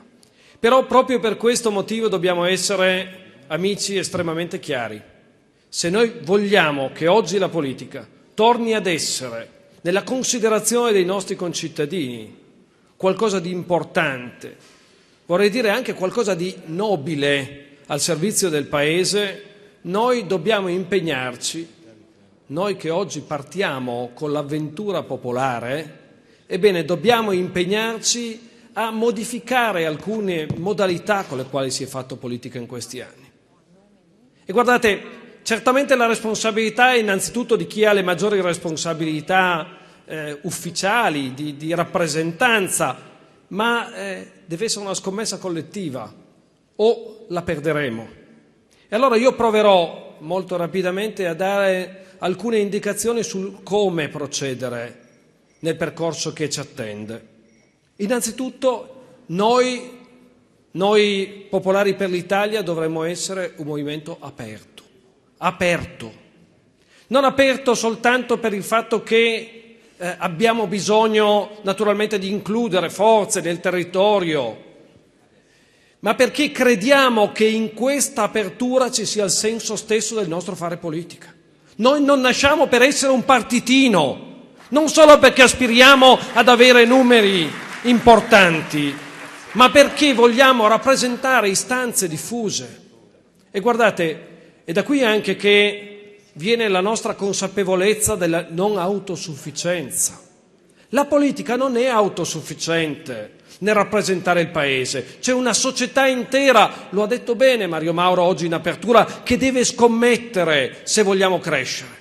E allora grazie intanto alle tante associazioni oggi presenti, grazie a quanti hanno scelto di sposare il nostro impegno con Popolari per l'Italia, anche rimanendo nei loro ruoli, rimanendo nell'associazionismo, rimanendo nella società civile, ma supportando in quelle postazioni lo sforzo e l'impegno civile che noi vogliamo portare avanti. E guardate, questo è il primo compito che noi abbiamo in tutti i territori oggi, radicandoci. Noi dobbiamo diventare inclusivi rispetto alle associazioni, ai movimenti, alle liste civiche che ci sono e che già oggi rappresentano il meglio del nostro Paese. Aperti. Guardate che laddove ci si chiude, l'abbiamo visto in tante esperienze, ai noi, anche nell'ambito del centro, anche in movimenti con grandi intuizioni, non si va da nessuna parte. Il secondo aspetto, noi dobbiamo essere coraggiosi. Vedete, quando si parla di centro, quel centro appunto collocazione fisica tra i due schieramenti, compare nella stampa certamente, ma anche nella percezione comune, molte volte provocata, ma attenzione però anche con fondamento di verità, compare l'idea della palude, dell'immobilismo, di chi dice una cosa e poi contestualmente dice il contrario. Nulla di tutto questo può rappresentare quello che noi dobbiamo proporre in questo momento ai nostri concittadini. Noi dobbiamo avere il coraggio di posizioni nette, posizioni che partono dai nostri valori, sono stati qui oggi enunciati molto bene, non devo riprenderli, ma posizioni che debbono vederci appunto difensori strenui, per certi versi testimoni anche credibili. E guardate, questo è stato uno dei grandi mali degli anni passati, del declino della politica. Perché ha dato l'impressione, una classe politica che per molti versi è fallimentare, di non credere minimamente alle cose che diceva e di dire cose costantemente diverse. C'è una terza cosa che deve caratterizzarci. E guardate, non sto parlando soltanto del Movimento Nazionale, ma anche delle liste che inizieremo a mettere in campo domani per le amministrative e della costruzione delle liste alle europee. Noi dobbiamo avere una profonda serietà. Serietà che vuol dire non cedere in nessun modo alle demagogie, e questo tante volte l'abbiamo detto, ma anche una serietà che ci impone di fare proposte precise e concrete. Perché vedete, un altro dei grandi mali della politica è che molte volte evoca ma non risponde, evoca ma non riesce poi ad entrare nel bisogno delle persone in maniera puntuale. Io credo che noi tutti, ribadisco, i parlamentari innanzitutto, ma anche appunto quanti si candideranno, e spero tanti, tantissimi nei nostri comuni, ebbene, devono andare con proposte concrete di serietà, cose fattibili e cose che cambiano la vita delle persone delle nostre comunità. con coraggio. Infine dobbiamo essere popolari. Qualcuno poco fa, immagino anche evocando il nostro grande Papa Francesco, diceva dobbiamo partire dalle periferie. Ebbene, io credo che il nostro compito di popolari sia esattamente questo. Ricordava poco fa che noi dobbiamo ascoltare la gente, dobbiamo stare tra la gente, tra il popolo e cercare di portare quelle istanze. Io vi dico, noi dobbiamo fare anche qualcosa di più coraggioso, di qualcosa che peraltro si è fatto nei primi decenni della storia della nostra Repubblica, che ha fatto anche un grande partito radicato nel nostro Paese, che per lungo tempo è riuscito a rappresentare le istanze vere. Credo che qui ci siano rappresentanti dei democratici cristiani che possano testimoniarci questa storia vera. Quella, amici, non soltanto di ascoltare le istanze, che è assolutamente sacrosanto, ma di rendere i nostri concittadini volonterosi e disponibili a rimboccarsi le maniche, sì a rimboccarsele, caro Mario, perché c'è da fare concretamente, per diventare essi stessi protagonisti, a partire dai quartieri, a partire dalle periferie, appunto, per andare a ricostruire un progetto politico generale. Noi abbiamo preso la scorciatoia nella Seconda Repubblica del leaderismo. Abbiamo creduto che bastasse un uomo illuminato per andare a cambiare il volto del Paese. Oggi, io credo, da popolari dobbiamo dire che il Paese cambia solo se tutti si assumono insieme con noi la responsabilità del cambiamento.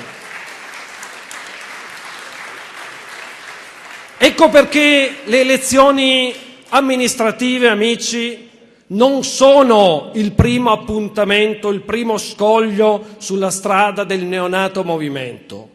No, le elezioni amministrative sono la prima verifica sul fatto che di andare ad entusiasmare le persone per responsabilizzarsi in questo Paese, oppure se si vuole continuare a immaginare che la politica sia soltanto al servizio, mettersi al servizio degli interessi particolari. Vedete, qui è il discrimine. E anche nell'andare a costruire le liste, cosa che immediatamente sarà la nostra preoccupazione, noi dovremmo andare a individuare persone che abbiano questa visione, questa voglia di mettersi a servizio del progetto, questa visione non elitaria, questo coraggio e anche questa determinazione nel costruire gruppi di lavoro, nel mettere insieme persone diverse che vogliano lavorare insieme per un processo di cambiamento. Non andando appunto a dare ricette, ma a costruire risposte insieme con la gente.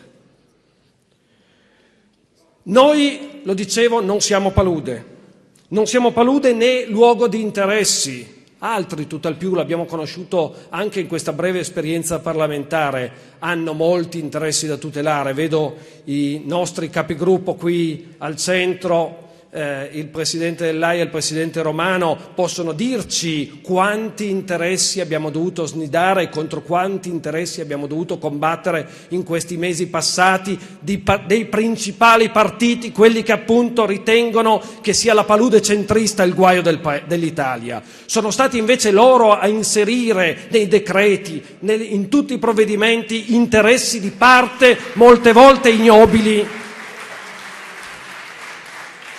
Ebbene, noi non siamo la palude, non siamo questo e anzi abbiamo dimostrato in tante occasioni di essere liberi e di essere appunto determinati.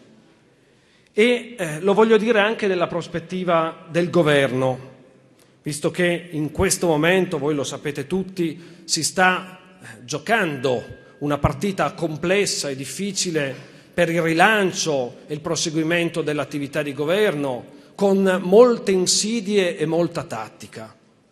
Ebbene, noi vogliamo dire con chiarezza che il leader del Partito Democratico, Renzi, non deve pensare di avere l'esclusiva del riformismo italiano.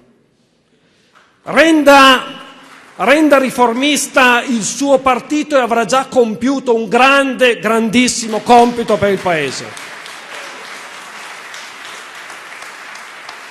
Ma sappia ma sappia che ci sono altre forze che hanno capacità riformista e che hanno la capacità di dialogare con le persone. Noi non soltanto parliamo ai cittadini, che è cosa importante, ma talvolta ha all'interno anche la scorciatoia populista.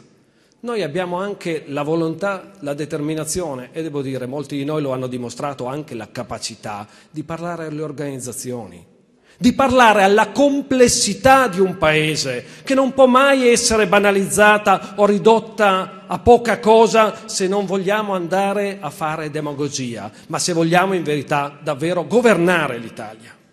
E noi questa capacità di andare a parlare con il mondo plurale che in questo nostro Paese c'è, la vogliamo mettere al servizio del governo del Paese, ma attenzione, senza scorciatoie, senza pensare che basti trovare il leader nuovo per risolvere tutto o che basti andare ad individuare qualche soluzione appariscente, magari chiamando con nomi e terminologie inglesi cose che da troppi anni non si fanno nei termini italiani. Ebbene, che basti questo per diventare riformisti. Noi abbiamo ben altra visione.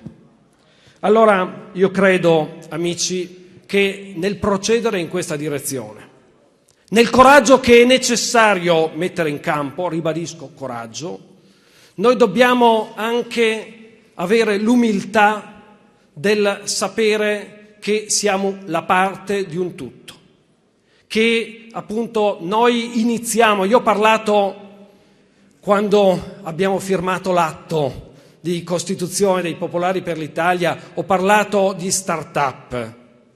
Ebbene, noi siamo questo, non perché vogliamo ridurre la nostra portata, non perché non andremo a chiedere a tutti i nostri concittadini di iscriversi, di diventare militanti, di candidarsi, di giocarsi fortemente nei prossimi mesi per la crescita di Popolari per l'Italia, ma perché sappiamo che Popolari per l'Italia diventerà quel soggetto importante che è necessario per il cambiamento del Paese, che non c'è e quindi bisognava costruire nella misura in cui noi sapremo che non è il tutto dell'Italia, ma diventa invece il soggetto promotore di questa Italia migliore, di questa Italia che nella realtà oggi vuole scommettere, ma che non crede più che questa scommessa possa passare attraverso la politica.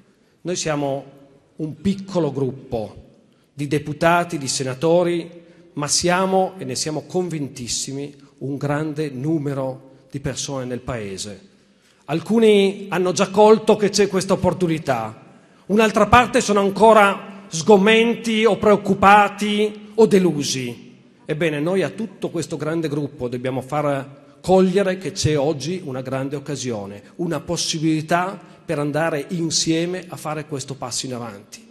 Un passo in avanti per un Paese che riassume la responsabilità della sua storia, per un Paese che non lascia ad un leader il compito di risolverci i problemi, ma che si assume invece la responsabilità di affrontarli insieme e soprattutto di affrontarli alla luce di valori che nei decenni, nei secoli abbiamo costruito.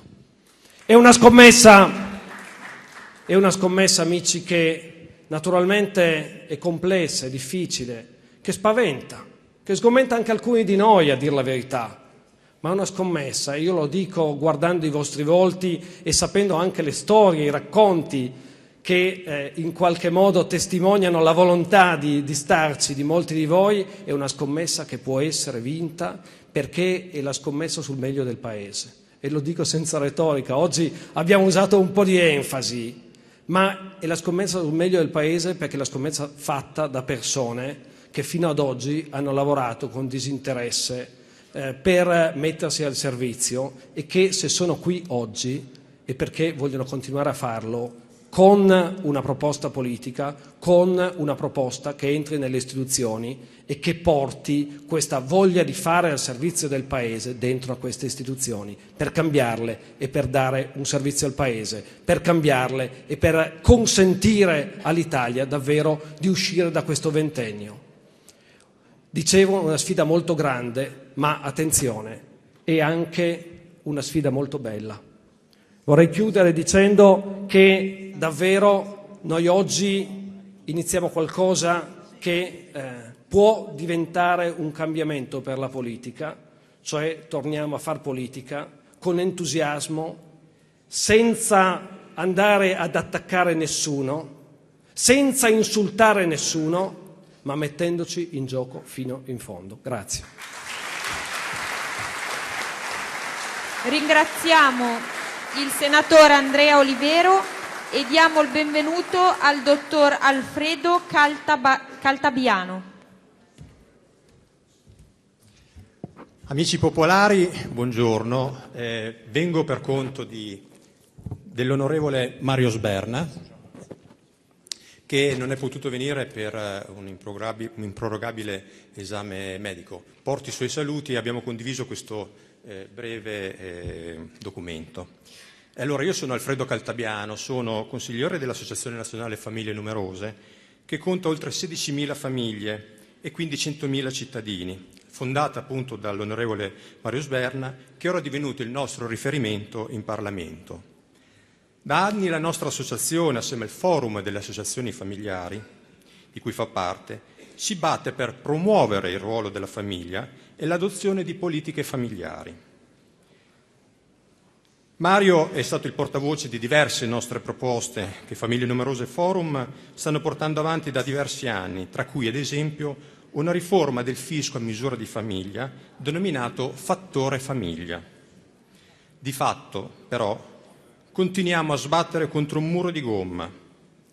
Quando denunciamo le infinite iniquità a cui sono sottoposte le famiglie con figli in Italia, i politici ci danno ragione, ma non fanno mai seguire i fatti. Il risultato è oggi sotto gli occhi di tutte le famiglie. Sono state vessate e non vengono più considerati da una fiscalità ispirata solo a dei principi di equità orizzontale, quindi che tiene conto del reddito, ma non a principi di equità orizzontale che tiene conto di quante persone vivono su quel reddito. Una famiglia, 30.000 euro di reddito per un singolo, per una coppia, consente una vita dignitosa. A una famiglia di 5-6 persone la fa entrare nella soglia di povertà relativa. La fiscalità di paesi come la Francia o la Germania tiene fortemente conto di questa equità orizzontale. L'Italia assolutamente no. L'Istat ci dice che il 50% delle famiglie con almeno 3 figli minori del Sud vive al di sotto della soglia di povertà relativa, il 50%. Addirittura siamo arrivati a punire le mamme lavoratrici, colpevoli di aver messo al mondo dei figli. Grazie alla riforma Fornero, tutti i periodi di maternità o di assenza per congedi parentali non vengono considerati a fini della pensione anticipata. In questo modo queste madri lavoratrici, che oltre a lavorare hanno messo al mondo dei figli, li hanno curati, cresciuti, magari stanno anche curando i loro genitori, andranno in pensione degli anni dopo, magari la lavoratrice single che non ha avuto questi carichi di famiglia. Quando ne parlo alle nostre mamme, parliamo di queste cose, scusate il termine, sono letteralmente furiose e incazzate veramente. Provate a chiederlo, non so quanti di voi sanno queste cose qui, ma quando viene spiegato questo a una madre che ha avuto dei figli, che si fa veramente un mazzo così, provate a mettervi nei loro conti. Perché la politica non ne ha parlato? Perché non ne ha parlato la stampa? Perché i sindacati non hanno mai fatto della famiglia una cosa da difendere, difendono il lavoro, giustissimo, ma la famiglia. Siamo arrivati al paradosso, peraltro, che il valore che viene dato ai figli è differente quando devi prendere o quando devi ricevere, quando devi dare o quando devi ricevere. Ai fini dell'ISEE, quando devi chiedere delle agevolazioni, un figlio arriva a valere 0,35, cioè vale poco, quando devi chiedere vale poco tuo figlio. Peccato che fini TARES, quando invece devi pagare, il valore del figlio arriva a raddoppiare, 0,70. Politici, stampa, sindacati, quando le associazioni hanno dichiarato questo, dove eravate? Dove eravate? Ma chi difende la famiglia oggi?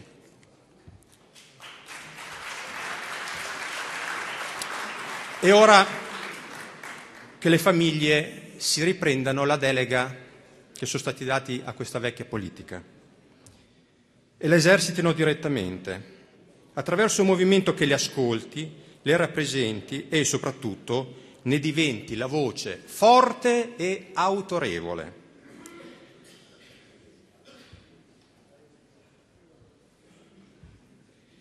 La famiglia assolve compiti di educazione, di ammortizzatore economico, compiti di cura. Se non ci fosse la famiglia, chi assolverebbe questi compiti e a che costi? Chi curerebbe gli anziani, i disabili e chi garantirebbe ad esempio un tetto ai tanti giovani disoccupati? In una società caratterizzata da un forte individualismo, la famiglia è il posto in cui si impara la condivisione. Ma soprattutto la famiglia attraverso i figli rappresenta il futuro attraverso la generatività. Siamo una società vecchia che è destinata a diventare sempre più vecchia. Le proiezioni demografiche ci dicono che quando i figli nati negli anni del baby boom, fine anni 50, anni 60 e inizio anni 70, che adesso nell'albero demografico rappresentano la chioma, e sono in età lavorativa, quando questa chioma diventerà in alto, ci sarà una piramide rovesciata demograficamente, chi sosterrà il sistema di welfare in Italia? Chi sosterrà le pensioni? Chi sosterrà la sanità? È il tracollo. Perché non spostare a questo punto il peso elettorale con una proposta un po' provocatoria, visto che è un paese che è più votato agli anziani, perché non lo spostiamo più sui giovani? Allora faccio una proposta qui, se la vogliamo fare propria. Proponiamo come sistema elettorale un figlio, un voto. Diamo voce elettorale a quei giovani, a quei figli che non sono rappresentati da nessuno. È una proposta forte, ma che può arrivare anche con l'obiettivo di dire facciamo sì che in Italia ogni donna arrivi ad avere 2 figli come la Francia, anziché 1,4 come adesso.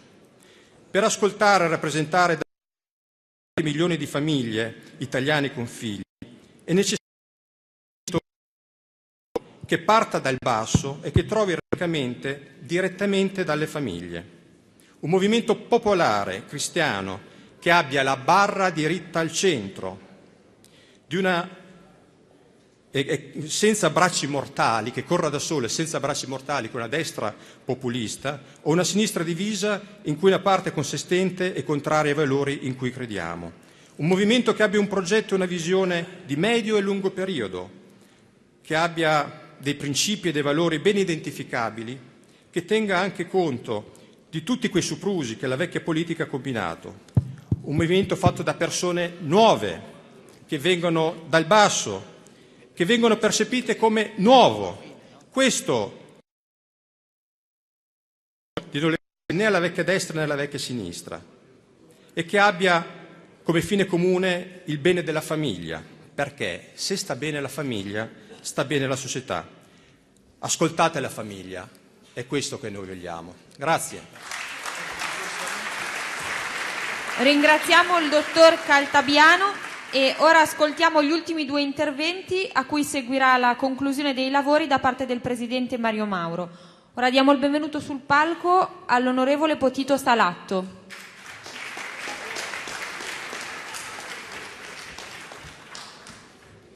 Allora, cari amici, intanto cercherò di mantenermi nei limiti europei, molto brevemente e molto sinteticamente.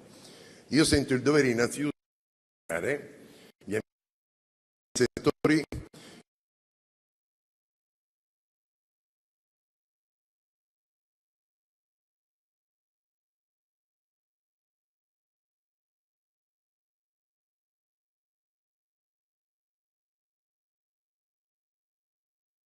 mi permetto di ricordare, se lo ricorderà Mario, quando parlando fra di noi, con l'amico Gargani, che è il presidente della delegazione Popolari per l'Europa, costituita con questa denominazione quando l'amico Mario Mauro e l'amico Albertini lasciarono il PDL, parlando delle vicende italiane, ebbi a dire: caro Mauro, noi siamo un po' considerati dal governo, dal paese, sbagliando, un po' la legione straniera a difesa dei confini nelle Gallie e dai Germani, mentre a Roma i fasti della corruzione, della sessualità imperavano, e dissi: caro Mario, prima o poi ci vorrà qualcuno che passi il Rubicone e, come Giulio Cesare, si presenti a Roma e spazzi via questa gente. Mario Mauro l'ha fatto, ha superato il Rubicone, e quando ieri si parlava del simbolo diceva: potremmo fare Mario Mauro a cavallo a Ponte Milvio in hoc signo vinces, così abbiamo completato la storia. Detto questo, faccio alcune considerazioni sull'Europa e sull'Italia. A livello europeo noi non vogliamo essere solo quelli che affermano come linea di principio la volontà di essere protagonisti di questa Europa e di cambiarla.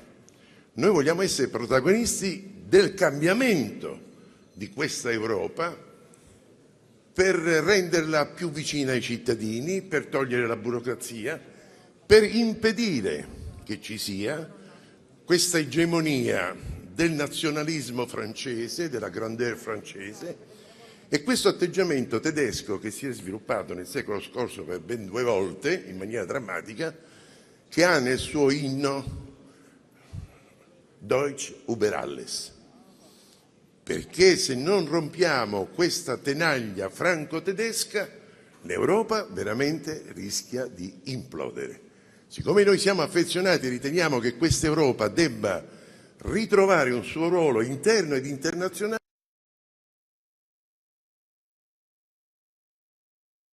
Schumann, De Gasperi. E quando citiamo De Gasperi, nella accezione comune succede che qualche giornalista non simpatizzante o comunque legato ad altre forze politiche si diletti a dire: ecco qui, si vuol ricostruire la balena bianca, si vuol ricostruire la democrazia cristiana.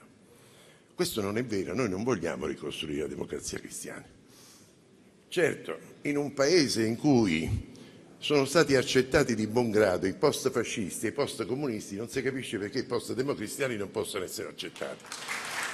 Probabilmente, anzi, sicuramente perché sono più bravi, perché dove arrivano riescono a trovare posti di responsabilità che altri non hanno, per cui noi non vogliamo rifare la balena bianca, non vogliamo essere accusati di voler morire democristiani. A me diverse volte mi hanno detto: c'è Tito ragiona così perché può morire democristiano. A parte non voglio morire, poi se io muoio con la bandiera democristiana la cosa non mi terrorizza, ho paura di questi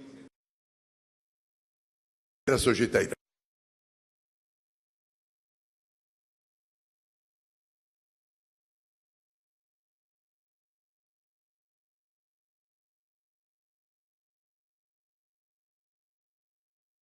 Sullo scenario politico italiano, e hanno illustrato bene chi mi ha preceduto e in particolare l'amico Mario Mauro, quando ha dato contenuti precisi nei confronti di un elettorato che non si vuole identificare né con Berlusconi né con Renzi né con Grillo, e che pure esiste, che si è fermato nell'astensione in attesa di avere un punto di riferimento. La società moderata, liberal democratica è alla ricerca di un punto di riferimento per una ripresa dell'iniziativa politica. E allora noi dobbiamo ricostruire, noi abbiamo bisogno di un nuovo rinascimento in Italia.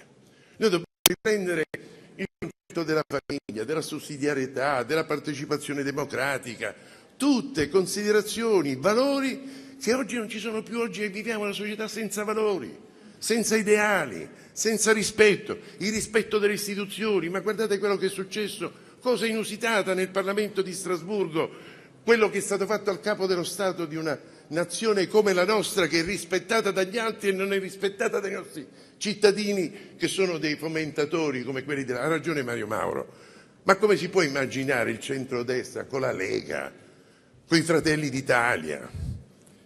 Ma come si può? Ma il cittadino oggi cosa ha di fronte? Se vuole andare a votare, anche e soprattutto con questa legge che mi auguro non passi, o Berlusconi, o Renzi, o Grillo. No, noi vogliamo offrire un prodotto diverso e un prodotto nuovo. A livello europeo, io ero ad Atene al convegno del Partito Popolare Italiano ed ebbi a dire a Daul e a Samaras, che presiedevano: come pensate voi di chiedere ai Paesi membri, e quindi all'Italia, le riforme strutturali del Paese quando la Comunità Europea non compie nessuna riforma e non rivede nessun trattato che ormai è superato? Il Trattato di Dublino sull'immigrazione, il Trattato di Basilea che consente alle banche di mantenere forti capitalizzazioni e non danno i soldi alle imprese che hanno bisogno, perché oggi si fallisce per credito, non per debito.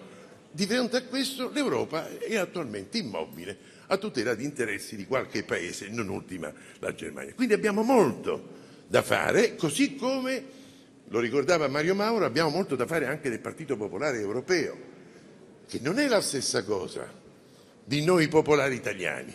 Ci sono soprattutto temi etici sui quali la vediamo in maniera assolutamente diversa, per cui anche lì noi dobbiamo essere presenti come italiani parlamentari europei.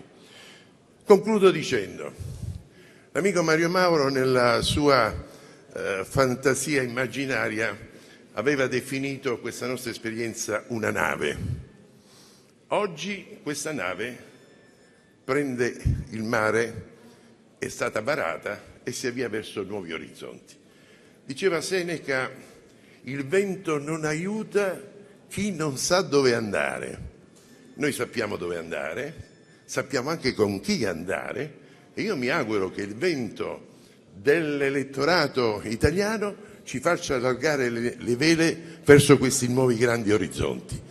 Termino solo, visto che l'amico Cese è andato via, con una considerazione, una specie di barzelletta, perché io sono molto dispiaciuto per l'atteggiamento che in questi giorni sta avendo più Casini e non l'UDC espressa da Cesa, ma lo vedremo nei prossimi giorni con il suo congresso. In America voi sapete che c'è la mania dei quozienti di intelligenza, specialmente per assumere persone a livello dirigenziale nelle grandi imprese. Avevano esaminato 3 persone, una aveva 100 il massimo, l'altra aveva 50 media e l'altra 10 il minimo. Allora vanno da Einstein, dice: professore, la prego, può verificare se questi numeri sono esatti prima che noi assumiamo? Einstein dice: non ho problemi. Arriva il primo da 100, dice: allora lei ha preso 100, complimenti, parliamo di astrofisica. Dopo una chiacchierata di mezz'ora: complimenti, lei ha avuto il punteggio che meritava. Le auguro buon lavoro. Il secondo da 50 dice: beh, certo, le 50, facciamo così, parliamo di matematica, logaritmi, radici quadrate. Alla fine dice: complimenti, lei ha avuto il voto che meritava, mi auguro che possa far carriera. Arriva quello da 10, dice: certo, lei con 10. Dice: professore, che devo fare? Dice: allora aspetti, facciamo così, mi parli dell'UDC, grazie. Sì. Arrivederci.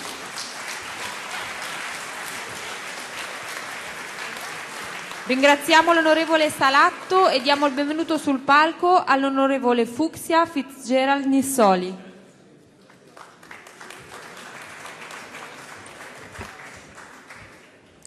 Cari amici e cari amici, buongiorno e grazie.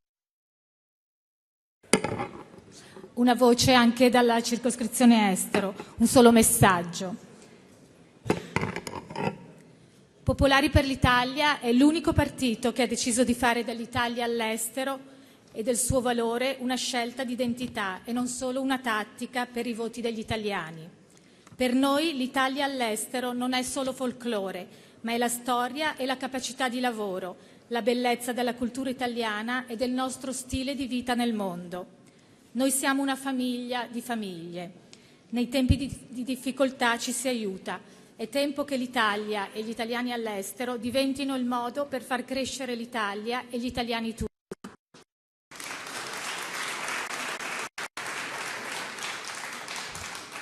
Io sono orgogliosa di essere con Popolari per l'Italia, forza che in Parlamento più sta difendendo la vita, le famiglie e che in questi giorni è in prima linea con il Presidente Napolitano per difendere sicurezza, civiltà e umanità. Ricordo la situazione delle carceri in Italia. Lo so bene dagli USA, il fallimento di una politica che investe più soldi in prigioni che in scuole in tanti stati, 2.200.000 persone in carcere, il record del mondo per una crisi educativa. Sono orgogliosa di essere in un partito europeista, perché noi abbiamo memoria. Questo sogno è una realtà che si costruisce step by step, un valore oggi per il mondo, per la pace, per i diritti umani, per pace. Gli italiani all'estero hanno faticato, per questo siamo vicino alla povera gente, noi Popolari per l'Italia. Con me anche i miei colleghi eletti all'estero, come me con le preferenze, l'onorevole Mario Caruso e il senatore Aldo Di Biagio, che in squadra anche con gli altri colleghi eletti in Italia ci impegniamo anche per gli italiani all'estero. E allora, visto che oggi siamo in diretta stream, vorrei rivolgere un saluto agli italiani all'estero, dato che ero stata invitata a Miami e invece sono qua, e quindi vorrei dire a tutti gli italiani all'estero good luck to all of you Italian living abroad. We together, Popolari per l'Italia, will be working for you and we will be at your service. You can count on us. Thank you e grazie a tutti voi. Buona giornata.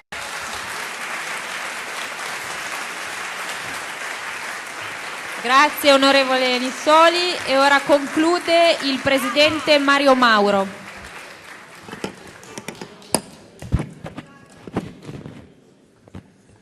La mia più che conclusione la definirei l'esortazione. Ho parlato prima di assunzione di responsabilità. Assumerci responsabilità vuol dire disporci a un lavoro. È un lavoro che comincia subito. Avete trovato un foglio sulle vostre sedie, certo c'è l'immagine del nostro ritrovo, ma alle spalle ci sono informazioni determinanti per quello che ci aspetta nei prossimi giorni. C'è il riferimento di dove siamo, di quello di sede di ritrovo che grazie alla disponibilità dei nostri parlamentari diventa la sede e il punto di riferimento nazionale dei Popolari per l'Italia. Ci sono indicati dei numeri, ci sono indicate delle persone. Usate i numeri e chiedete alle persone di poter favorire quegli incontri e quei momenti che possono permettere di radicare l'esperienza dei Popolari per l'Italia in tutti gli 8.000 comuni italiani. In tutti gli 8.000 comuni italiani. C'è un'altra questione, c'è l'indirizzo di un conto corrente, perché questa realtà è ricca di popolo ed ha bisogno di autofinanziarsi. Non c'è nessuna enfasi da fare su questo. Sono certo che a partire dall'università i consiglieri regionali, gli amministratori che aderiscono a questa iniziativa e con i quali abbiamo condiviso di mettere in gioco noi stessi per aiutare il nostro Paese, ma sono certo che chiunque di voi, tra conoscenti e amici, diffonderà la possibilità di poter sostenere il nostro sogno, la nostra determinazione, coinvolgendoli in un progetto comune. Però soprattutto perché questi avvisi siano veri e siano utili, dobbiamo aver presente che la sede vera, l'ho già detto, siamo noi. E allora che cominci un vero e proprio tour, un giro d'Italia, consentendo e coinvolgendo chi ha responsabilità, come i nostri deputati, ma anche ognuno di voi di farsi presente in ogni paese, in ogni comune, nella modalità che riterremo più creativa. C'è chi è partito con un pullman, chi ha usato una nave, chi ha usato un camper. Io penso che a noi non manca la fantasia e non manca la ricchezza di idee per poter vincere una scommessa più grande con delle proposte ancora più coinvolgenti. E soprattutto, lasciatemelo dire, c'è un vuoto enorme da colmare. C'è il vuoto enorme lasciato da un tempo talmente lungo e talmente assurdo che fa percepire come totalmente negativa l'esperienza della condivisione dei bisogni tra le persone.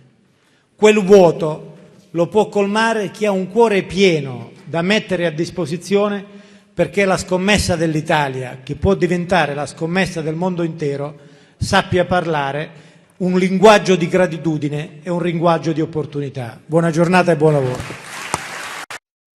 Grazie a tutti per essere intervenuti.